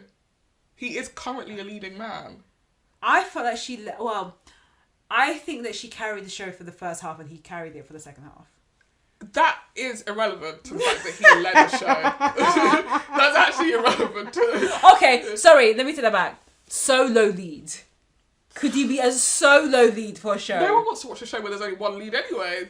The face of the show. Could he be the face of the show? Was he not the face of this show? He was the more well-known of the two. Was he not the face? Yes. Okay, he was. You just want to give Leo his flowers. I do want to give him his flowers. Like, I think he did an incredible job. I'm just trying to think about, if I was his agent, where would I place him next? That's my thing. Would I want him to stay in this heartthrob romantic lead route or road? Like someone like a Glenn Powell, which I don't think he even is. Or would I put him in a UK drama? I said he could be like the next James Norton. And you laughed in my face. Also, I don't even know if that's something to aspire to. Why not? I think James Norton's got a great career. I just feel like he should... What's he in at the moment? What's that? Crickets? That's the name of the film. Let me actually just find it, because I think James Norton's still doing work. It's still a good name. You know, give me a second. And he has that heartthrob face, but can still do drama. I'm not. It's just crickets. I'm still only hearing. He was still in Grantchester. Bob Marley. He was in the Bob Marley film. As the lead.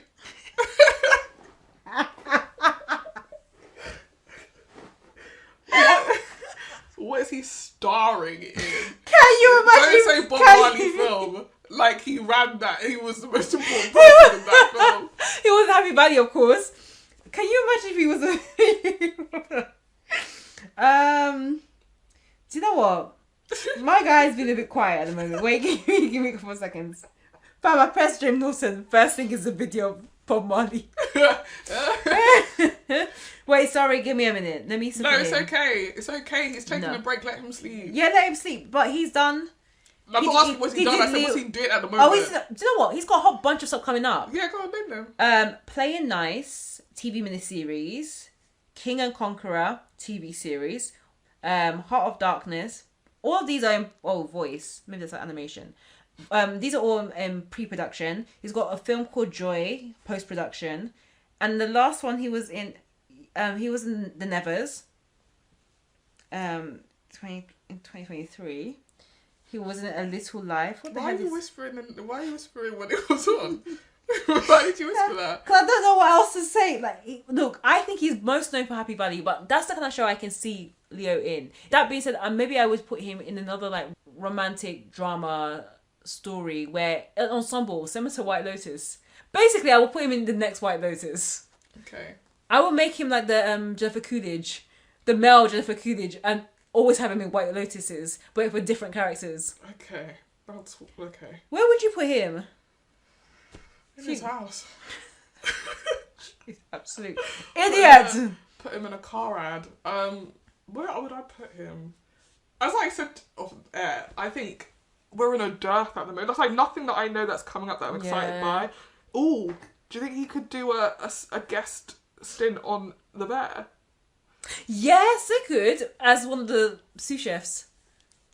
Now, why? He could be like Will Porter. Yeah, Will Porter is the kind of the what actor he could be. Yeah, okay. Yeah, but Will Porter was a guest. That's why I said a guest. No, he was a leading chef. Oh, you want him to be a leading chef? No, no, Will Porter in the thing, he was the chef that was. No, but he was a guest star. He was a guest star, but his character was training. Yeah. Yeah. I think he can have that kind of career. What was I going to also say? Can you also repeat the show that you think he should be on? Because that was... I said it. I just said it. No, the actual one. The Bear. No, you did not say The Bear. I said The Bear. Off the pod, she gave a different suggestion. Yeah, I said... Sorry. Unlike Shoshana, I'm not a snob. I'm not sitting here saying that I'm too good for soaps. I said he would make a great guest stint on EastEnders as a villain. So would James Norton. What the heck? I think EastEnders should start getting big names because then people will start watching the show again. That is true. You found out that James Norton was playing a detective on EastEnders and you're not going to watch it. No, I wouldn't, because I'd be like, what happened next? I thought you loved him. Who, James Norton? Yeah. I can watch him in other stuff. Yeah, well, he's actually performing. I can watch him with Bob Marley. 6 nights a week. Playing Bob Marley. As D.I. Francis Benjamin. Do you know what? I could imagine if roles do dry up for James Norton, I can imagine him do like, in his older stage of his career, he would be gone. Silent Witness. That's a good shout. Line of Duty, James Norton could do. If it was back, I don't know. I don't know. I honestly don't know. I feel like it's a struggle. Maybe a crime show. Maybe like. I said "For Me" once, and you laughed in my face for Leo. Yeah, because it's a soap. Yes, but yeah. I was thinking but a crime show in which like. I'm thinking he needs to be in something that goes beyond one season, essentially. Yeah, I do. Like something that's returning, something that can. And it can't just be For Me Once because that show can't come back. Yeah. Well, no. I said he could be the next young Richard Armitage. The next young Richard Armitage is crazy, by the way. That's crazy. I'm gonna be sick.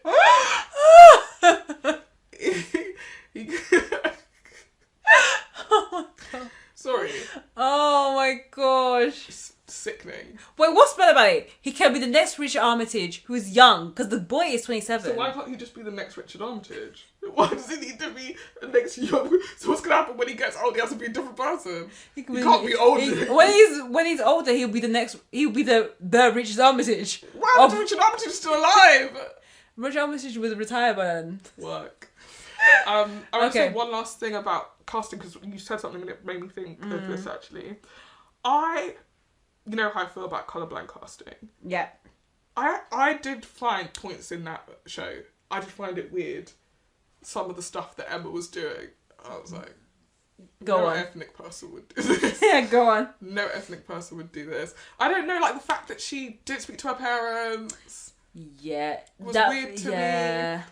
I found there was a moment later on as well Where, it was when her boyfriend was like, oh, your mum called, but she wanted to speak to me. And I was like... Huh? Yeah. That's really... that should... I'm sure that happens, but like... Yeah, but not as... No. I want to speak to my child. And I thought... When I was watching, I was just thinking, how hard is it? And I get that you don't want to change the material, blah, blah, blah, but how hard is it to just do just a little pass on the scripts to just make them feel just a little bit more real? Do you know what they did not pass on and actually checked because of her race, and I think it was indicated very early on, was when they were at Arthur's Seat, episode 1, where they go after the failed one night stand, and he said, oh, did you not have sex with me because of a religion thing? And she's like, no, it's not a religion thing. And then she made this, she explained that either one of her parents was Hindu. I'm not gonna guess the religion because I maybe get it wrong, but she was basically given a blow-by-blow description of her parents' religion and background. And I was like, 1, this definitely did not happen in the book. And 2, is this the only reason it's being brought up because she is not white? I mean, I think it's maybe they had the thought that I had, but this is how they interpret it because they're white. Yeah. Which is that we need to acknowledge her race. Yeah. So we need to have a conversation where she says it. So where he asks her a question, so it makes it clear that he can see that she's not white. Yeah. Whereas what I'm talking about is, it doesn't have to. I always think of the article about Killing Eve. Yeah. Where Sandra Oh says, you wrote this character as a white initiative, cast this Korean actor, do a pass now. Yeah. And they never did. And so there were things on, like, literally you're on set and she's having to explain to them. A Korean person would never wear shoes in the house. Yeah. So then you're building the set. And the thing is getting just a little bit more real. Yeah, no, it's true. And like, I know, like, even as I'm thinking this, I'm like, there's probably someone somewhere who's like, that's me though, I'm Emma, I look exactly like Emma, and I never, ever, ever do anything ethnic with my parents, which is, honestly, I'm not trying to invalidate you. No. But what I just always find with that colourblind casting is you just have moments where there is a line or a piece of action where you're like, I've never met anybody who would do that. Yeah. And that's when you get the criticism like, oh, we know that you wrote this. For a white person. Yeah. Because it's not even... When you say colourblind casting, it's really originally a white role. Like, it's not like we've created this role that's completely ambiguous and we can mould and shape it depending on who is the best person for this role. You have someone in mind for a role. Like, let's call a spade a spade. I did agree with you that I found the lack of acknowledgement of the parents very weird, but because...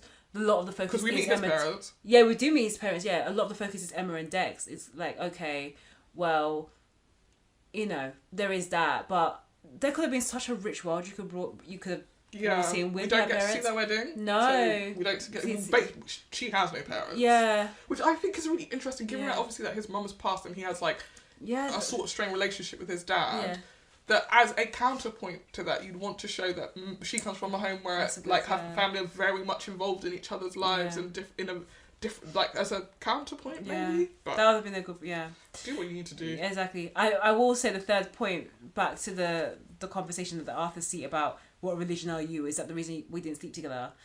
Perfectly honest, that would have dried any interest up at that point. What if it was you? Yeah, because to me it's like the whole like, oh, is it because you're black type of thing? Why would you... Also, the thing that's crazy is like... Why would that come up in that way? 24 hours have passed. Yes! Are you asking me now? Yeah! No, I think it's... like, hold on, I've just realised you're black. Yeah, because we didn't sleep together because you're ethnic. Why not ask me that when we're in the house? Yeah. That would be my thing. Oh, is this you don't... Cause yeah. And then, perfectly honest, it would have implied, I'm going to be your first. And that, as we talked about in previous episodes... is a absolute no for me. I'm not going to be your ethnic, you don't want to be the first. I don't want to be your first ethnic guinea pig. Okay, but if he had said, listen, if you're nervous, it's fine. I've actually been with 18 black girls. Would that make you feel better? Because honestly, I would be like, yeah, you have to get out of my house. You have to leave. You need to leave. Oh, God of mercy. How would you rate One Day? I thought it was well made. Obviously, the relationship was frustrating to me, but I think it was actually the reason why it was frustrating to me because I think it was so accurately drawing that kind of relationship. Yeah, I give it 7. Yeah, I really enjoyed One Day. Like, again, the Lovagami really loved it. Yes, I could tell it was a twisted relationship, and I could tell that it was a situationship gone wrong. But the discussion we had about the ending shot and the ending moment makes me question quite a bit of things. Yeah, unless that didn't happen. It's him wishing that he had done that. Oh, that's interesting. No, the way that they put it was weird. No, it has to be real. So, yeah, but I thoroughly enjoyed it. I watched it twice, for many reasons, and so I would give it an 8 out of 10. How would I rate Mr. and Mrs. Smith? Because I still think Mr. and Mrs. Smith is the best thing I've watched this year. I can't remember. Probably. I think did we do 9? Yeah. Yeah, 9. Because it was like you don't want to give it 10 because nothing's perfect.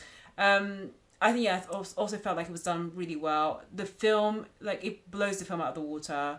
I think it was great casting. I think it felt really modern for a book that has been around for over 20 years. And this is an example of the writer being involved in the process, but actually it going well. I think that because David Nichols has written for TV before. Yeah. He's adapted his own work before. He's adapted other work before. Did he do Started for 10? No, that's maybe just making that up. That's a film. That was adapted into a film. Okay. But I don't know if he wrote the film. Yeah, I couldn't get into that book. I think he did Life, I think it was called, or something. Yeah. And he also did Patrick Melrose. Oh, yes, he did, yeah. He's got experience of writing for TV. I think he's able to put on his TV hat and his book hat. Yeah. And this is not the first time, which is probably why this adaptation is so successful. Yeah. Because it's not the author stepping into screenwriter role, having never written. I did a general... Well, we bid on a book where the writer, that was their first book, and they wanted to be the person who adapted it for TV. And honestly, I felt uneasy about... I mean, they were very confident, and I love that for them, but I was like, the book needs someone to go through it with, like, fresh eyes. I think the bits that you think are really good and funny and the bits that we should keep are not the bits that we would actually end up keeping, and that might end up being a problem because you think you know better because you wrote the book. And even though you're saying, I'm more than happy to just, like, hack it up and do whatever works best, when we get into it, though, I'm sure you're going to be like, well... I actually like that bit, and then we'll be stuck. And trust me, having worked with writers who will be as friendly as ever while they're still digging their heels in and refusing to budge, it's not worth it. No. But also, I think with this show as well, David also had other partners on board with Kirsty, you said. Katie. Who's the person that he also... Nicole Taylor. I'm like, Flip, where's Kirsty? Nicole Taylor. So he had other people in... the team with him, so it wasn't kind of like a Black Mirror thing where Charlie is just writing by himself. She was the lead writer. That's a good thing. Yeah, that's a good thing. So yeah, really great show. What are we actually watching next week? Well, I was thinking we could either watch The Gentleman or we can watch Borders. Let's do The Gentleman. Okay. Yeah. Okay. Well, that was Scripts and Giggles. And that's one day past. That doesn't make any sense. Oh God, that was horrible.